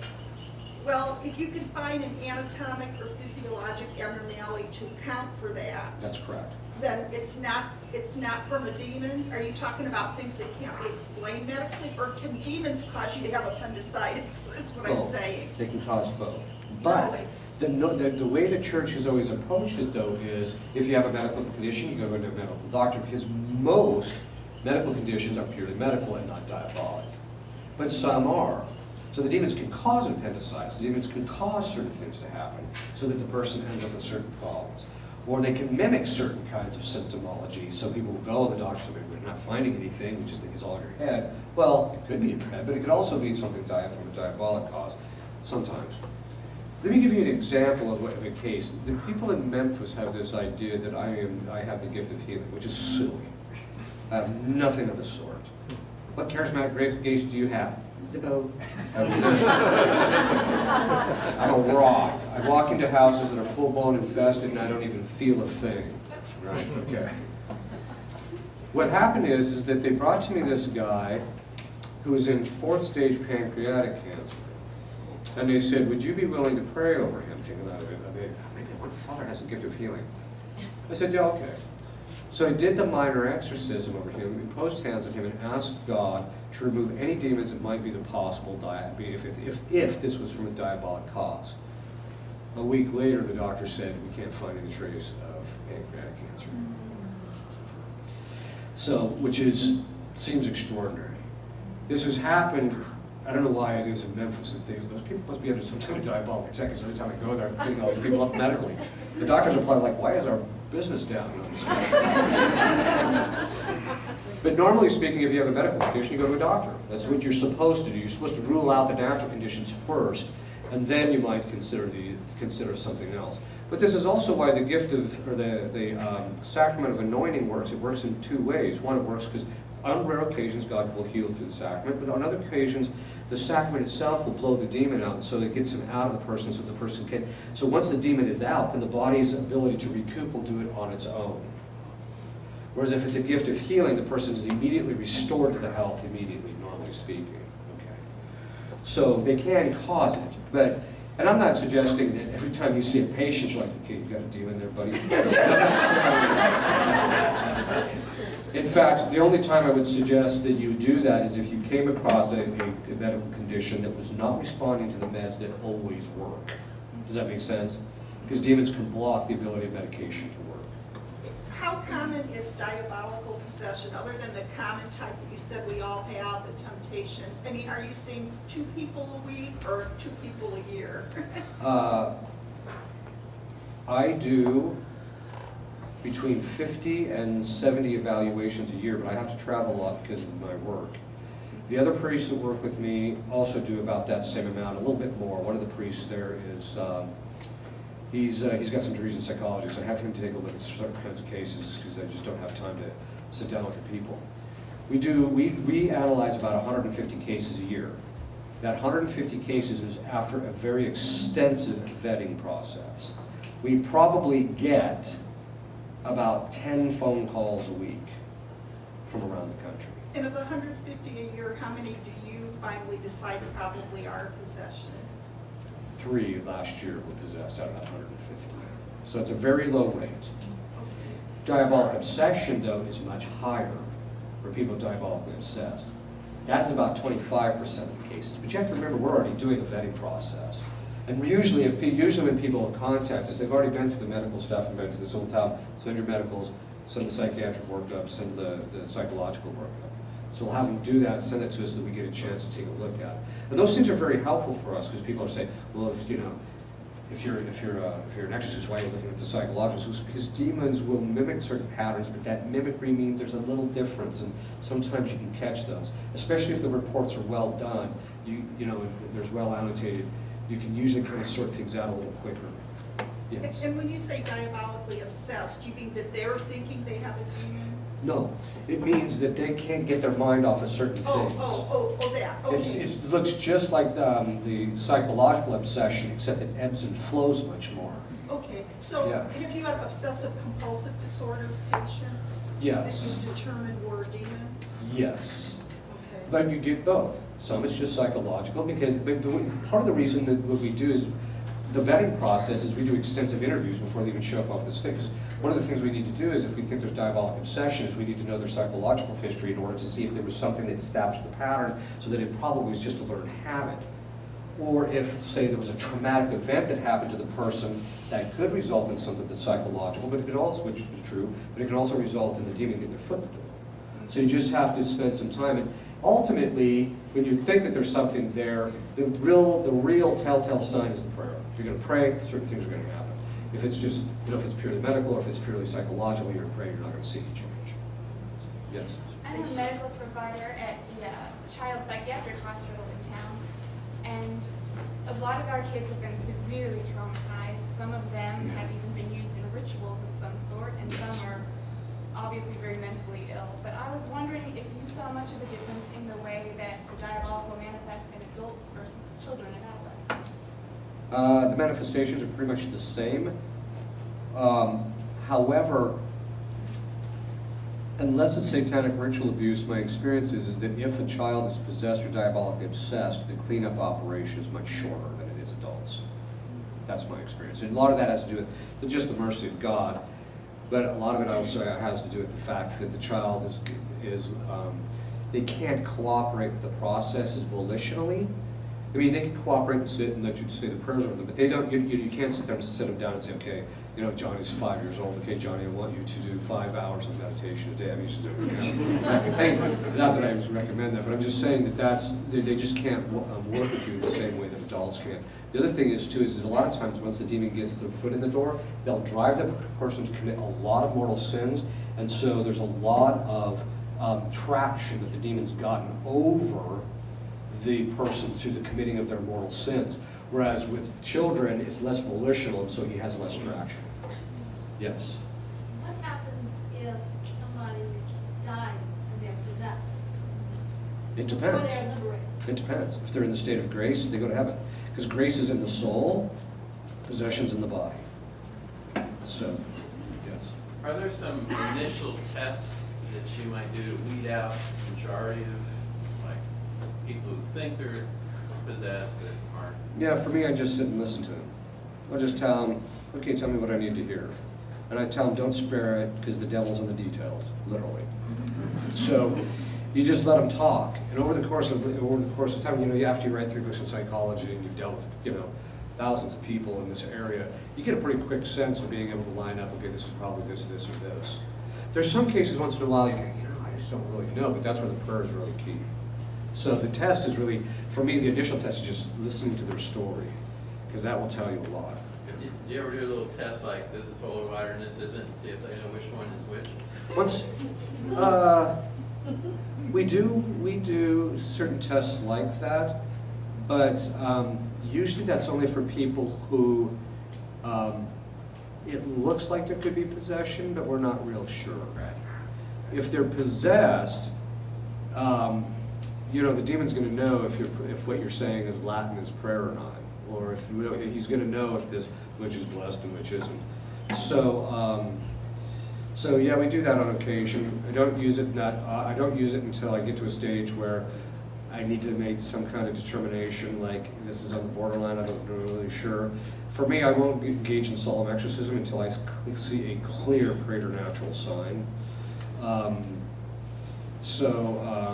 But doing those, I don't do those in the initial stages. Now, some priests will they'll have people come into a room and they'll actually put like a Benedict medal underneath one of the chairs and then invite them to sit in one of the chairs, and then, you know, or he'll put Benedict medals in all the chairs except for one, and if the person goes and sits in the one that's not, then he says, well, that could be a sign.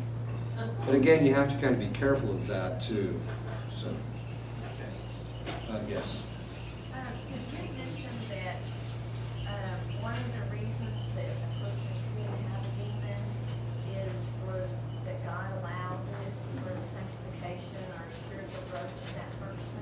Yes.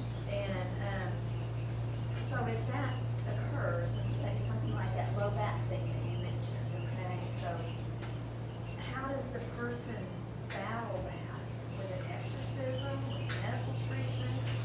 Do they pray or just accept it? I'm sorry, what was that they have what particular problem?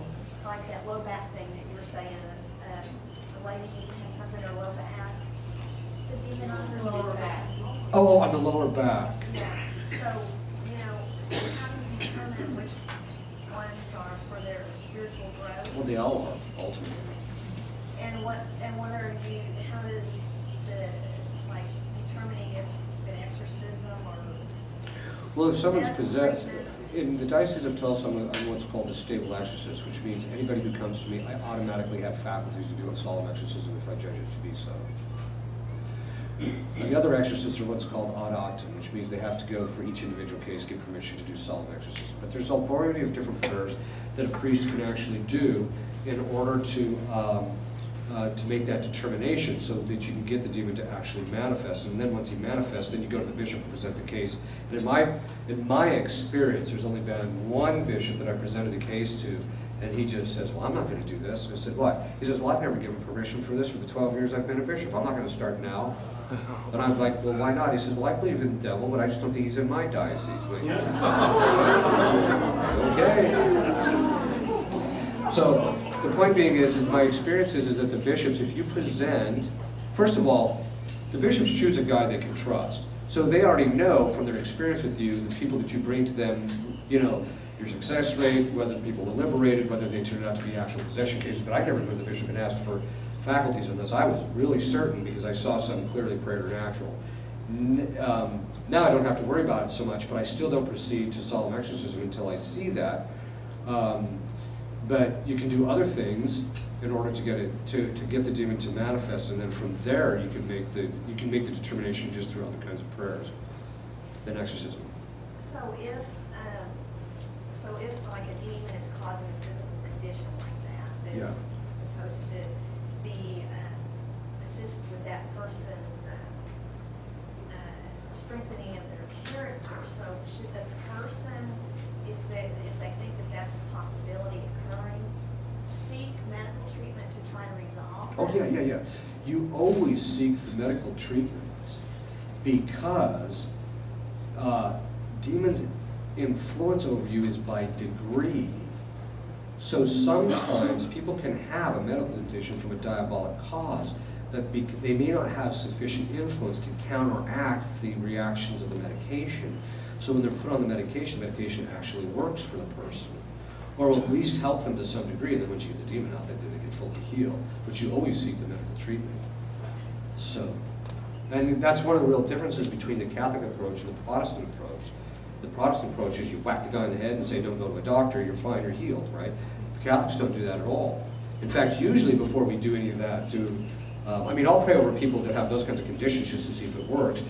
But I always tell people, no, you gotta go see your doctor. Never tell anybody not to see the doctor. Yes. My question has to do with same-sex attraction.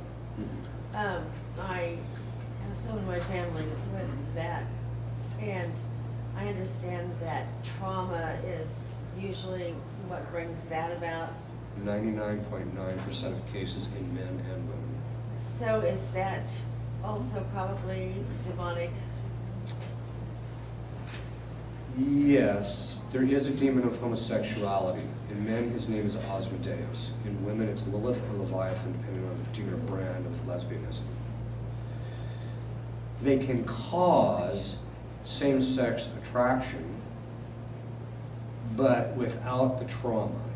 So, for example, one guy was doing an exorcism where he was a married man, had a beautiful wife, beautiful young children. He was a totally normal guy, never had any traumatic experience in the past. And he says, I keep hearing this name Asmodeus. The demon keeps calling out Asmodeus, Asmodeus. So in the exorcisms, you say prayers to isolate the demons from each other so that they can't empower each other. And so after the session, I asked him, I said, do you have any homosexual ideation? He said, yes, I do. He said, I have no idea where it comes from. I said, well, now you do. It comes from Asmodeus. However, that is not the case in most people who suffer from it. In most people, in fact, that was a rare kind of a thing. There's another question I have to ask you. I come from the Kansas City area, and I'm sorry. No, I actually like Kansas City. Anyway, before I moved down here a couple of years ago, there was a group of us who listened to this man who Bishop Ben had talked with a lot and asked him to do this, I can't remember what it's called, liberations or... Oh, yeah.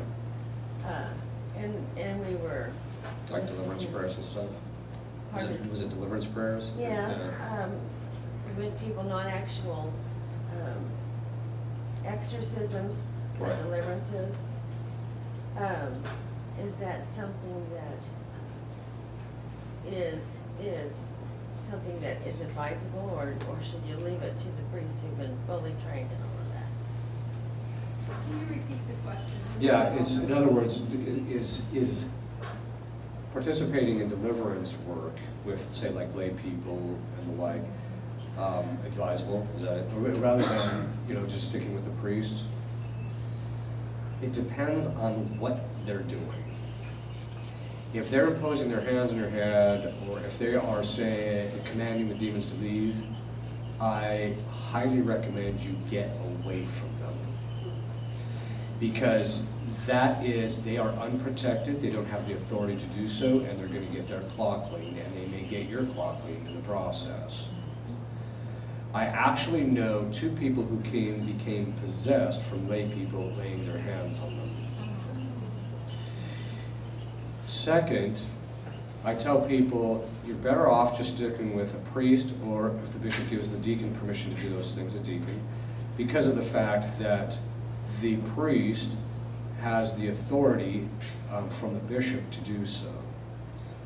As far as imposition of hands, that should really be only be done by a bishop, or priest, sorry. Because a priest and a bishop, there's a funny joke about bishops were going into a council meeting one time, and one of them started dying, and they all started looking around and said, quick, call a priest.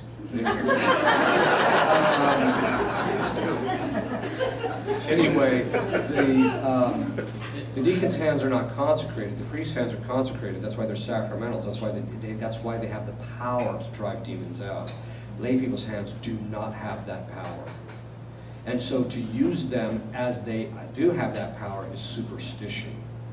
Oh, I don't think it was anyone laying their hands on this Yeah. person, but it was, they, you know, asked the demon's name, and they, I didn't. If it's a layman, I just don't think that's really appropriate. In fact, the Vatican has been pretty clear they don't want lay people doing those kinds of things. If you're going to deliverance ceremonies where the lay people are just praying with you, not over you, but just praying with you, asking God to help you, to deliver you from anything, there's nothing wrong with that, as long as the person's not asking for anything whack. But usually there's nothing wrong with that. It's when they want to start doing the things that are really proper to a priest that's a problem. Yes. You mentioned Lilith. I was reading up on that once because I hear these things. People read the Book of Enoch, and then you come up with a movie like this Noah movie with Russell Crowe with rock monsters, and Lilith is, you know, to a lot of people real, and they think it really happened. And when I looked into it, I found out the history of it. But what I'm asking you is, well, for your opinion on that, first off, is, you know, was she really the first Eve? Just for your opinion, but I looked Well, up for that's myself. not asked my opinion. The tradition of the church is clear she wasn't. Yeah, so she was always a demon. That's She correct. was. And that's probably where they got it from, because of that type of demon that it is. That's correct. Okay, thank you. Yes. Yeah. Have you ever encountered Native American or shaman spirits who maybe had an open door with a demonic blessing of maybe consecrated males, firstborn male sons in Native Yeah. American line? Yeah, not in possession so much. You see a lot, so you see other problems like diabolical oppression, things like that. Yes. You have to be Catholic to be exorcised. No. In fact, there's some real funny stories about that, but. I have 3 short questions. The bells in church, Mhm. during the consecration when the bells are rung, it was my impression that that's when the Holy Spirit comes. Yes, that's right. Yeah. So that doesn't have anything to do with the bells? No, it's a distinct kind of a thing, but yeah, And do demons have a different voice than the person who's possessed? they do. Every time. And No, how- well, sometimes I'll use the person's voice, but if they get a little obnoxious, I'll force them to speak in their own voice. Sometimes I'll force them to speak in their own voice to get a sense of who and what they are. Yeah. And how do you see what God has done to the demons? You said that You God... see it physically. Yeah, how's it? By the manifestation, it's just like, it's analogous to if I walked up to you and smacked you over the head with a baseball bat. I would see what happened. It's the same thing with them. When you ask Christ to do acts, or if you command them or sever something, you will physically see the demon react to it Through that person? through the person. Yeah. What was that? Is that demon's name for the male same-sex? Asmodeus. How do you spell that? Yes. How do you then, especially as healthcare providers who deal with people that may potentially have some sort of possession, how do you then protect yourself? Come to tomorrow's session and you'll find out. Yes. Is slaying of the spirits and speaking in tongues, is that all? Oh. Always someone who has to ask this question. Every time the reason I say that is because every time I do this, there's always somebody who argues with me, and it's because they don't know the first basic aspects of theology. In the church's tradition, by the way, again, we're back to tradition. In the church's tradition, there are two kinds of graces. The first is graces which make you pleasing to God. So there's two kinds of graces. Those which make you pleasing to God, and those which are gratuitously given. The ones that make you pleasing to God are sanctifying grace, that's the indwelling of the Blessed Trinity in your soul, and actual grace, which enlightens the mind and strengthens the will in order to do the right thing. Then there's gratuitous graces, and these gratuitous graces deal with things like the charismatic gifts, as well as things like a vocation to the priesthood, things of that sort. Okay. The charismatic graces, insofar as they are gratuitously given, the fathers of the church, the doctors of the church, the entire church itself, it's actually defined in Trent that graces gratuitously given are incapable of being merited. You cannot pray for them, and God gives them to you. You cannot offer something up to get them. You can't do anything to get them. They are gratuitous purely on the side of God. It says it right in Scripture, He gives them to him as he wills, which means that there's nothing you can do. So people say, oh, well, you can give the gift of tongues if you just sit here and open yourself up to the Spirit and say, I should have bought a Honda. I'm sorry, but it's not going to work that way. Because the church has defined that these things cannot be gained that way. This came into the Catholic Church from the Pentecostals who did not have a proper theology of grace. So when they thought that you could just do these things and then you would get them. And then, of course, there was all these misinterpretations of St. Paul where these things are talked about. Okay. That being the case, the worst case of possession that I ever had was a woman who asked for the gift of tongues and she got it. There are three kinds of gifts. When you talk about tongues, there's three kinds. The first is for instance, if you're talking about tongues, there's three kinds. First is the authentic. And in Scripture, we see it playing itself out. There's two kinds. The first is the person speaks their language, so you have language A, but the other person hears language B. So when Peter got up there and started preaching, everybody from all over the place had heard their own language. The second is that God infuses in you the knowledge of the language, so you actually know what you're saying. To keep that in mind. So you speak the language that's infused in you, and the person hears that language. So in the case of Philip, when he goes to see the Enoch, God gives him the gift of tongues so that he can actually go and actually evangelize the eunuch. Okay. Now, what is that? Why is this the case? The reason it's the case that you actually know what you're saying is because God, St. Thomas says, there's a principle. God always uses an instrument according to the nature of that instrument. We are intelligent creatures. God doesn't use us in a way when we're supposed to be doing something volition or voluntary or speech or things like that sort. He doesn't use us unless we know what we're doing. He infuses the knowledge in it, and then from there we can actually know what we're doing. That knowledge of knowing what you're doing is how you distinguish it from the diabolic form. The diabolic form is there's a speech pattern, an authentic pattern of speech. There's speech coming out, a language coming out of the person's mouth, and they don't know what they're saying. That's what I talked about earlier. Then there were some human studies where they did some studies where they found out there's a human form. And what this human form is they say it's not even really a language. What they found out is that the people that were doing this, so speaking in tongues, and it was purely human, it wasn't one of these other two, is a person didn't know what they were saying because they weren't saying anything. And they discovered that by close and scientific analysis, that the patterns of speech that they talked with normally as an individual were showing up in the same thing, just a little bit jumbled around. So it was just purely human. That's just purely human. Now, people say, you know, I pray to God in my gift of tongues. Let me ask you this. If someone came up to you and just started speaking to you, what would you think? Like, Crazy. yeah, okay. Why do they think God doesn't think that? Right? Well, he knows what's in my heart. Yeah, but that doesn't have anything to do with what's coming out of your mouth. The second thing is this is dangerous because doing this, in this particular case, the demon is speaking through the people, but when you say, oh, I just open myself up to the Spirit and then the stuff comes out, there's a name for that. It's called channeling. It's where you open yourself up and let the spirits speak through you. This is one of the reasons why I tell people, that's why this woman became possessed, because it was a superstitious behavior that she was engaging in, and as a result she became possessed as a result of it.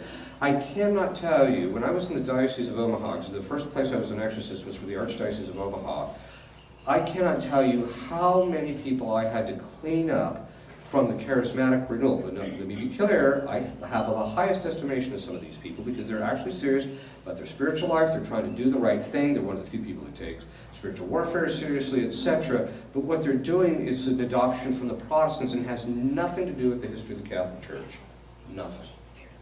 And as a result of that, it's really dangerous.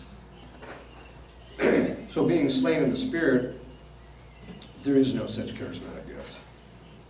It's not real. In fact, I think a lot of it's just psychological, frankly. So, yes? Question, but is there a demon that specifically attacks marriages? There are demons that attack different facets of the marriage, like the matrimonial union or the fidelity of the spouses or things like that. So, yes. You were talking about the charismatic gifts. One of the things I find just from knowing people is that you have people in American, they call it spirit guide, and then you get the Christians and some people even consider themselves Catholic, and suddenly it's their guardian angel that they have a name for. It's Saint Michael, it's Saint Gabriel, it's Saint Raphael, and they act like they're getting sort of prophetic, messages like you're demonized or something like that. And the thing is, it's like, I don't even know, it's like, how do I tell them how to test the spirit? They really believe it, and they put pictures of Jesus on their Facebook page, and oh, there's an easy way to test it, you ignore it. No, I'm dead serious. I just wish I could do something and maybe even expose them. That's what John of the Cross says. He says when you test the spirit, you ignore it. If it's from God, he'll still continue because he's omnipotent. If it's from Satan, he'll lose interest and leave. In fact, there's a form of diabolic oppression where it's such a high level of oppression that the demons actually chatter at the person even though they're not possessing them or obsessing them. And so you just tell them, ignore it. Just ignore it. It'll go away. And usually does within a week. So the point being is that the other side of it is that, remember when I was talking about how demons have access to your emotions, the cogitative power and all this stuff, the brain, all that. This is why the church has always, always, always said you never rely on your emotions or how you feel or your lower faculties for the determination of your spiritual life, because the demons have access to that and they can make you feel consolations in relationship to things that are spiritually disordered. So you have to be very careful about all that stuff. That's why John of the Cross says just ignore it. If it's from God, it'll still happen. If it's not from God, nothing's going to happen. Yes? How often does a demon actually identify itself, or is that just Hollywood? Actually, in most cases of possession that I've found that last any, more than one session, they usually will tell who they are, usually. Is the name Alistair or anything? I haven't had that guy, but someone might have. Okay. Yes. Yes, I'd like to know, how do our guardian angels interact with demons that may be trying to process, or do they? Yeah, they do. It just depends on what God has determined, so they can block them, they can remove them from the activity of the person's life, they can literally push them out. It just depends on what God allows, and He can protect us from them so that they can't gain access. The guardian angels have the capacity to perfectly protect us. It's just that God communicates to them what and how they are to protect you. Well, is it a good idea to have, a devotion to your guardian? Oh, yeah, absolutely. I thank them every morning and Oh, yeah. ask them to. That's one of the real problems. Most people don't have one. I mean, most people go their entire lives never developing a decent You relationship. say But most people don't have one? no, most people don't have a good relationship with their guardian angel, and so as a result, most people don't have a guardian angel. And so they'll go their entire life, they get to the end of their life, and they haven't even developed a relationship with this guy that's been in their life, been with them their entire life. I think that's a little odd. I think everybody needs to listen to, go on YouTube and listen to your one on guardian angels. It's awesome. It's really good. Yes. Yeah. What about wearing the Benedictine medals? Oh, yeah, we'll get into that tomorrow. Yes. If the demons identify themselves, how can the guardian angels do it? What do they? They do, but rarely. Whereas when the demons manifest, you beat it out of them, they tell you, because they have to. They don't want to, they have to. Whereas the guardian angels rarely identify themselves, rarely. Although it has happened, even in my own life, not personally myself, but what happened was, one time there was this case where this woman was possessed, and she calls me up and she says, I'm pinned to the floor, I can't move. And I'd already been working with her for a little bit. She hands the phone to one of her assistants that was sitting there. She says, yes, we can't get her to move. And I said, well, I can't talk to you right now. I'm going to have to call you later. Because I was just about to get on an airplane, if I remember correctly. And I'm standing in an airport. I don't think I'm going to be shouting exorcisms into the phone. So what happens is, but you don't shout at them anyway. So what I did is it was only 1 hour flight. I got off the flight and I called her back and said, "You still think?" She said, yes. So I said the prayers to get the demon to loosen up, which he did very quickly, and then she says, I have to go. Boom. Now, before I got on the airplane, what I did is I said to the guardian angel of my priest, because when you're ordained a priest, you get another guardian angel. So I said to him, I said, go and tend to her and take care of her. So she gets back on the phone. This is before I got on the airplane, before I actually got her freed up. So she hangs up. 5 minutes later, she calls back. She said, I hadn't been to the bathroom in 5 hours. I'm like, oh, okay. And then she says, and by the way, did you send the guardian angel of your priesthood to me? And I said, yes. How did you know? He said, he appeared to me and held my hand. She was actually, in other words, he communicated to her who he was. That is very rare. You don't see that happening too often. So some people know their guardian, like Father Pugh always saw his guardian angel. He knew it.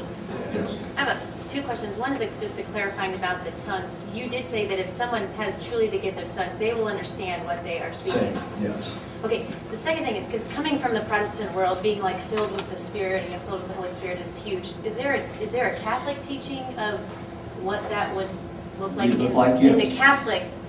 Yes, there's a book called The Sanctifier by Martinez. Is he accompanied by a demon as well, or would he ever Almost possess? always. I've only seen one case where that wasn't the case.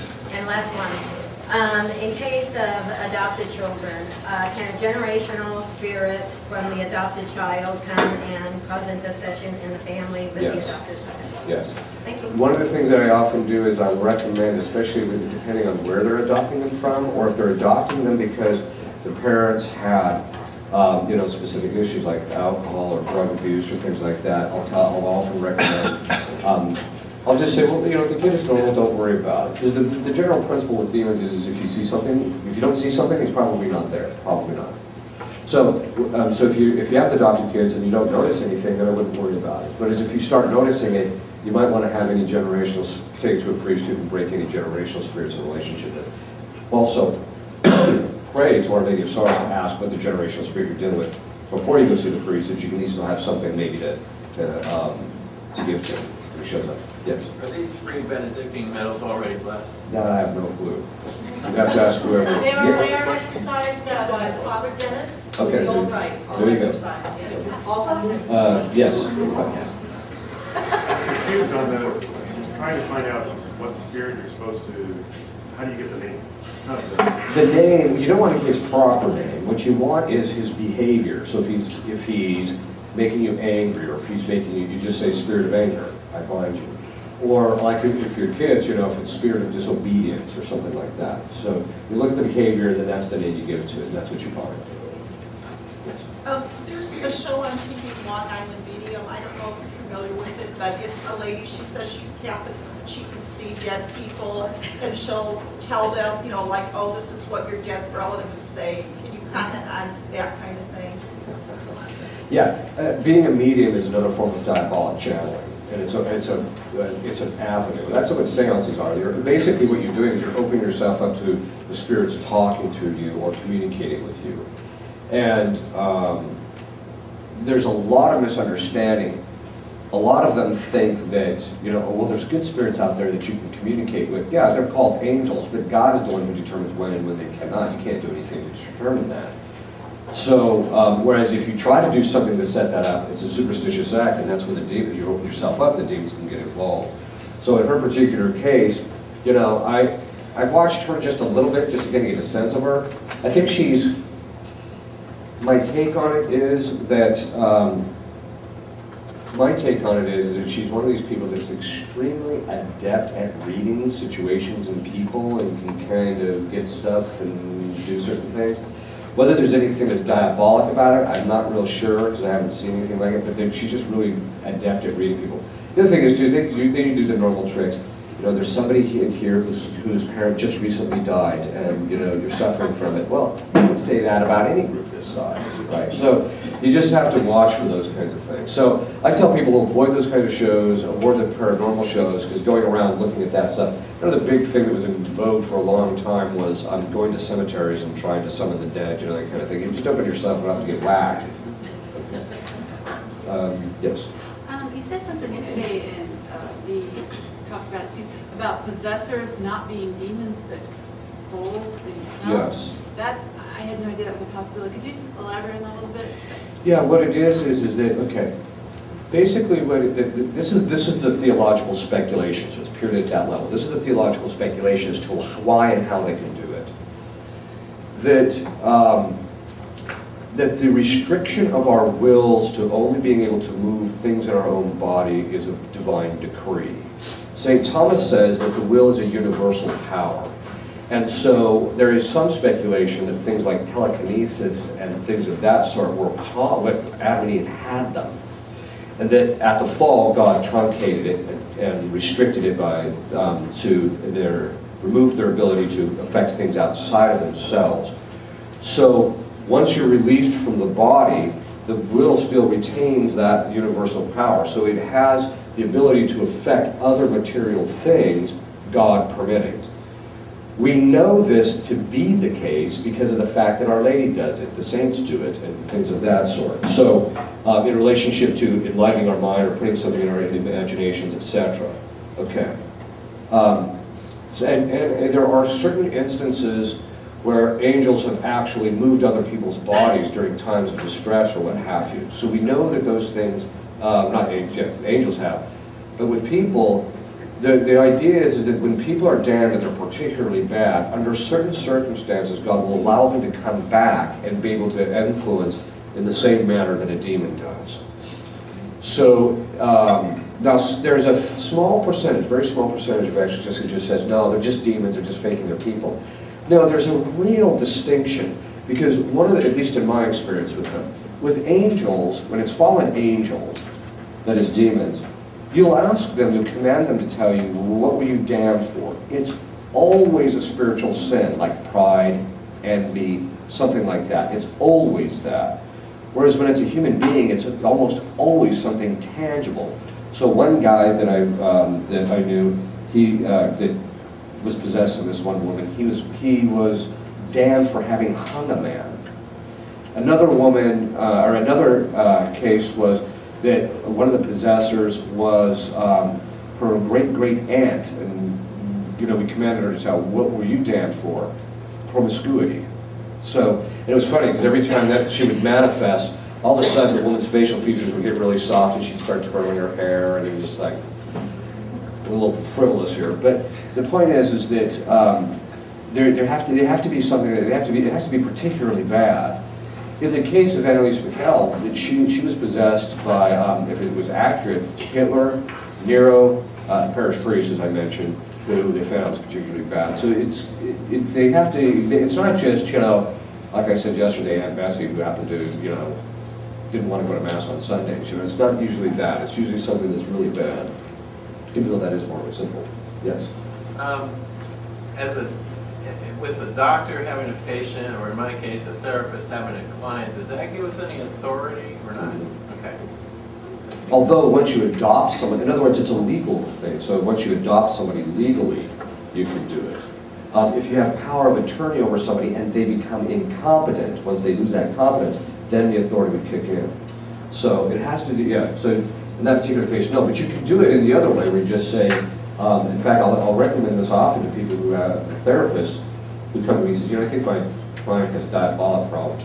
So I'll just say, well, you know, one of the ways you could find out is just say the binding prayer, but don't say it as a command. Just say it, you know, Jesus asks you to bind the spirit of action. You can say it mentally. You don't have to say it out loud. You just say it mentally. Let's see if you notice a change. Yes. Is there anyone for us to know which saint is a specific nemesis to a certain demon? Not without asking him. Or unless you're an exorcist and you happen to know it because of caseload. So, yes. Once your children are grown and married, do you still have authority over them? You do. Yes. How that plays itself out is very different. The answer is yes. Yes. Yes. Yes. I wanted to ask, because I'm a little bit confused. The father has the command over the Catholic Church. That's correct. He's the one that is commanding prayers or just holding priests? No, he can use them over his family. The mother can use them over the children. The wife, because she has rights over his body by virtue of the marital contract, she can say it over him too. Does that make sense? Over her husband. Over her husband. And one more thing. I just received an email, and I can't remember who it's from, a Catholic organization. It says there's a new series coming out on TV called Lucifer. Oh, yeah. And the devil is going to be portrayed as a nice guy in that word. Oh, yeah. Oh, he's always trying to get the people that are under his influence to make everybody else think he's a great guy. Yes. About that authority of the binding, so say you have a legal divorce, but you're still married to the spouse of the church, do you have authority? The authority comes from the sacrament, not from the civil effects. Yes. Okay, this is kind of a broader question, but when you look at the Illuminati or the enlightened ones, that would be, you know, basically human agents of the devil on the earth. Right. You know, they're pushing the New World Order, you know, Yes. currency, food, industrial medical complex, corporate profiteering, population control, other things. Yes. One of the things that, you know, they say is they have control over Washington with the Washington oblique there war, the oblique in Europe, and the oblique in Rome, of having control over religion, money, and war. You know, the Novus Order, New World Order, there's a lot of people, I say, that they have infiltrated the Catholic Church in a major way. Could that be true? And if so, what do we do for spiritual warfare? Yeah, I mean, I think the documentation, I think, is pretty clear that they did. In fact, you know, the infiltration of the Catholic Church is already testified publicly before Congress by Bella Dodd. I mean, Bella Dodd said that the Freemasons, the communists, worked very closely together, but she said we flooded the Catholic seminaries. We got over 1,000 communists into the Catholic seminaries in this country alone. So, is there influence? Yes, there actually is. The place of the greatest spiritual power is also, or the greatest spiritual influence is also, for good, is also the place of the greatest diabolic attack. So it just makes sense that they would be attacking. So the point being is it there? Yes.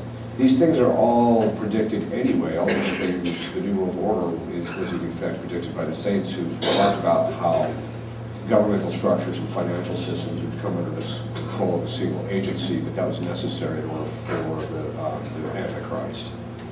So that's just all that means. I mean, so is it there, the spiritual warfare? Yeah, it's there. You just have to pray to keep yourself protected from your family so that any of the effects of it don't occur. But that's about all that you can really do, because these things are, you can pray against them and you can do certain things, but they are largely out of our hands. The one thing I keep telling people is, it's really funny. I was a mechanic for about 25 years off and on for my father, because I would go home and I would work with him ever since I was a teenager. But even after I was a priest, he would get busy, so I'd come down and help him out when I was home on vacation. And so I'm one of these guys that just likes working with my hands. So I went and I bought an assembly torch set. And I would go to get the bottles, and I get to the location. I'm in my casting, and they're behind me, assembling my oxygen bottle. And this guy, as we're loading it, he just asked me, he says, "Hey, can I ask you a question?" I said, "Sure." He says, "What do you think about the way the world is going right now?" And I told him, "It's in free fall." And he says, "Yeah, that's what I've noticed.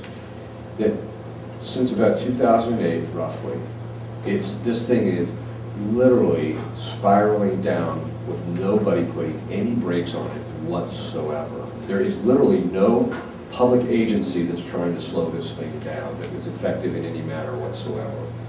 And I think that's just kind of generally where we're at. And some people ask me, "Well, what do you think about that?" I said, "Well, I just think it's God setting us up to get spanked. Because we're bad children, and He needs to spank us, and it's coming." So what that's going to look like, I don't know. I really don't want to speculate too much on that, so, yeah. When you're doing the exorcisms and everything, you're saying you're speaking to the demons. Are they speaking through the other person's voice, or Sometimes it's their voice, sometimes it's the demon's voice. Or I've only heard demons speak directly to me without any kind of physical agency once. They usually don't do that, and Christ restricts that usually. So what they do is they'll move the vocal cords and stuff and actually speak through the person. So, yeah. When I have authority over my nephew who comes to stay with my husband and myself every summer, he comes from a broken home, divorced parents, and my brother's on the road, he's a trucker, and so he's not in the house with us, so he gives us charge over his son. So would I have authority over my nephew? Not the spiritual authority that would let you do the binding prayers. Okay. How? By command. So you get to ask Christ. Have to be asking. Right. Okay. Yes. Well, in response to her question, could she ask the father to extend his authority over her? No, it's not delegatable. Okay. Yes.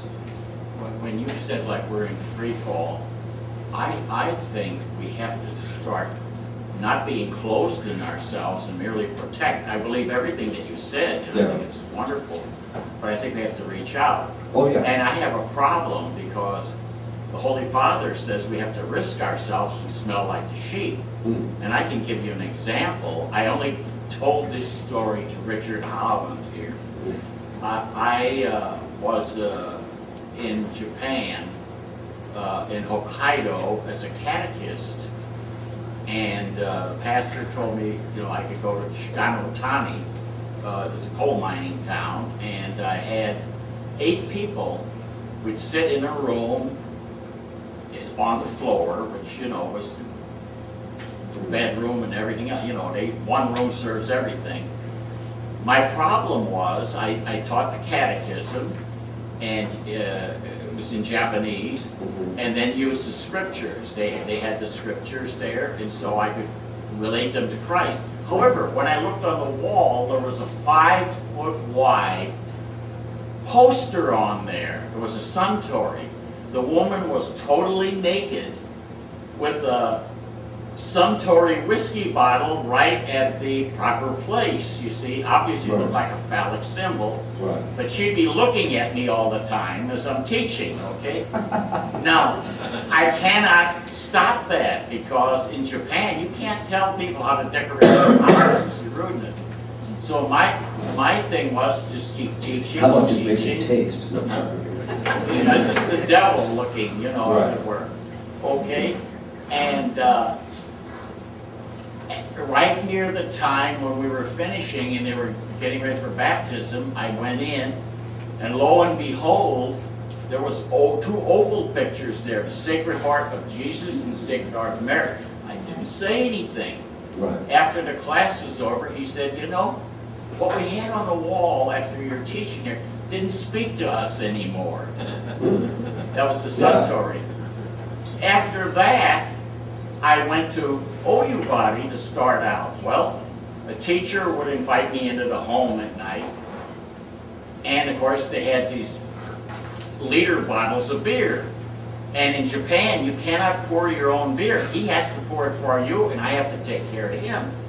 And so after I get loaded with beer, I said, man, I can't, chocolate no mimasen, I told him, I couldn't drink it anymore. Well, he thought I wanted whiskey, so I'll come to Suntory. The wife was the Suntory lady now, clothed, however, and I had this whiskey. Well, by the time I left the house, I said I had things to do the next day. I was radiating. I had to walk in the snow. Now the snow was 2 meters deep, and we boarded up the windows on the first floor. And so I was radiating, and I remember telling a priest, I said, this boozing for Christ is kind of hard. What I'm bringing out is what the Holy Father is saying. You kind of risk yourself a little bit, and that side can wear you out. You know what I'm saying? And I never was told anything about the devil, I believed in the devil and angels and prayed. Yeah, I mean, it's true that you have to, okay. There's a distinction between, you don't risk your family. But it's true that it's based upon our own particular circumstances, that we might be in a circumstance where we do have to go out of ourselves in order to help somebody. We just have to make sure that we're not putting ourselves at spiritual risk of committing any kind of grave sin or anything. But yeah, no, I mean, I agree, you do have to help people, but right now my basic point is that you have to, in fact, I think what you said brings up a very important point. Right now, I think it's gotten so bad that trying to get the overall, like the governmental structure and all these things straightened out, you're not going to get those things straightened out. It's got to be on a person-by-person basis. That's where you've got to deal with people. And when you see people are open, that's when you make the entrance. Yes? You mentioned something about the Freemasons just a little bit ago. We have a family member a couple generations back who was involved, and on a very low level, not the high levels, so I doubt he knew anything about the high level. So I just wondered about our family's vulnerability to that. All they have to do is enter the lowest level, and your family can become subject to the Freemasonic curse. Now, it doesn't necessarily mean that you have it, but you want to say the prayers to break the Freemasonic curse. There's a specific prayer for There's a set of prayers, yes. Is that on your website? No, but you can email me through the website and ask for it. Yes? Yes, we have authority to bind under God. No. That's a common opinion that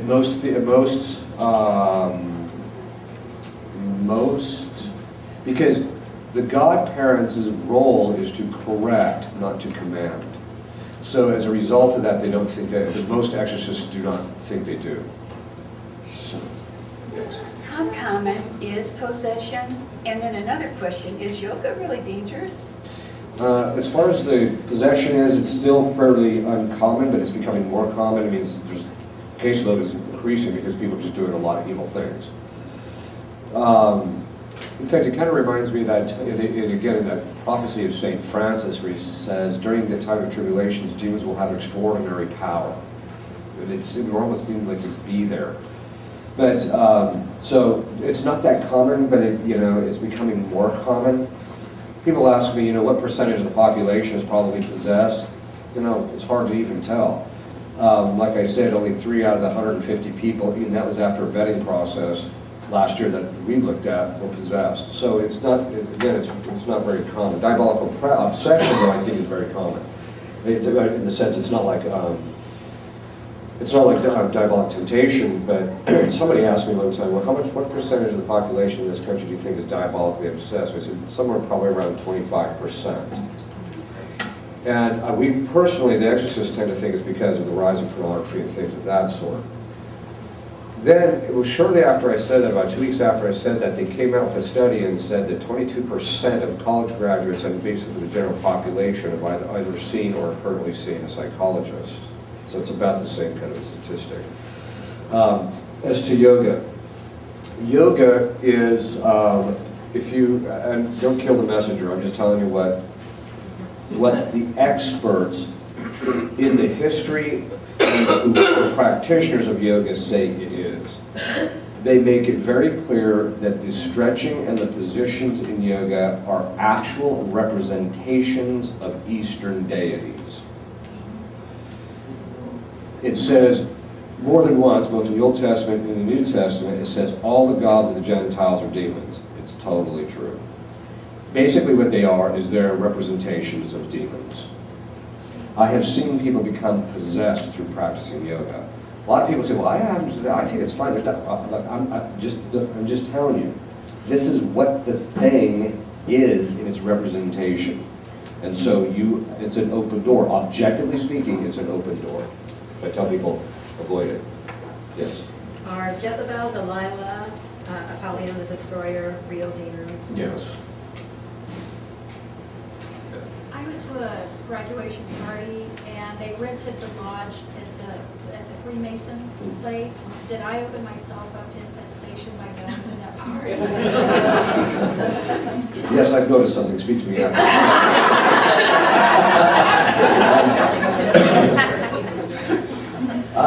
You can, yes, but like I say, if you didn't notice anything after you left, then there's probably nothing there I wouldn't worry about. So, yes. Could you spell that website address? Yeah, it's www, of course, AUXILIUM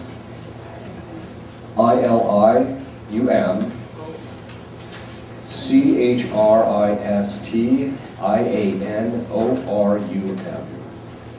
It's the invocation of Our Lady as Help of Christians. Yes. Father, could you please tell us what prayers we can say? Say we get invited to somebody's house that we don't know, and we find out that they have got questionable looks, they've got iconography that we don't recognize. It looks like it might be from like the Sumerian period or some old god. And we've obviously found ourselves in a situation where these people who worship differently that is of Satan. After we leave the premises, what prayers specifically should we say to protect ourselves from exposing ourselves to something like that? Well, there's two things. I think one is just actually guardian angels guide you so you don't end up going into houses like that. The second one is while you're there, so if you see something, just say, Michael, please, protect me, and ask Our Lady to protect you. And usually it will work. So, okay. Yes. When we say our prayers, say to the saints or to the angels or even this, and we say it to ourselves quietly, can they hear, understand? Yes. The way it works is this. Our thoughts are shrouded from all other intelligent creatures except God. And then God can reveal it to specific people, except God structured into the very nature of angelic communication and also human communication, but it's currently restricted at the moment under certain circumstances, that if you, by your will, direct your thoughts to another intelligent creature or to God, that person hears it. So we can pray for our loved ones in heaven. Yes, you can pray to them and they'll hear you. Even in our quietness and our angels. Yes, it can be done just purely we mentally. We can make this command even within ourselves without saying it out loud. That's correct. Thank you. So, in the next life, God will lift the veil and you will see even what's in people's minds. So, yes. So are there any prayers that to be effective need to be spoken out loud, or can they all be prayed mentally, like the auxiliary Christian arm prayers and stuff? It just depends on the nature of the thing that you're dealing with. Usually, my experience is if it's said out loud, it usually has a bit more efficacy. But sometimes it just depends on the particular demon. You can do it mentally and he's hearing you, and so he obeys. So, yes. There's a scapular called the scapular protection. I don't know what the official name is. I think it came from a venerated possible saint from the late 1800s. Are you familiar with the big purple one? I am. I can't I'm a find. big promoter of it, actually. They're so hard to find online. I'm wondering if it's one of those things that haven't been approved by the church. And I've just been discovering this lately because it's been really effective telling people to get them and they have problems with impurity. It almost like stops the temptations. It's Okay, there's a website called sacramentals.org. You just go on there and they actually have, they always keep them. They've been a big promoter of Mary Julie Jahani, which if you ever get a chance to read her visions, they're quite astounding, actually. They're like they're $13. I thought they're kind of pricey, probably because they can't find them too many places. What are they? I think it's because they're, I think it's because they're extremely hard to come by. They have to be made from scratch, basically. They're not mass produced. What are they called? They're called the purple scapular. And basically, basically what the purple scapular is that Mary Julie Jahani asked Christ for a scapular, and he gave her the purple scapular, which is supposed to protect you and your family from the effects of the chastisement. So that's one of the things I recommend to put in your house. You don't have to wear it, you just put it in your house. So, Yeah. so you don't, I wear the brown one, so you don't wear both of them? No, you just put it in your house. Yes. Well, I have a wonderful grandson who's in med school, which is really difficult. When I know he's having a really hard exam, I ask my guardian angel to be with him. Yeah, that's good. Is that okay? Oh, yeah, all the time. We do it all the time. Okay, we better cut it off there. If you'll kneel, I'll give you a blessing. Benediction Deo omnipotentis, Patris et Filii et Spiritus Sancti, et super vos et semper.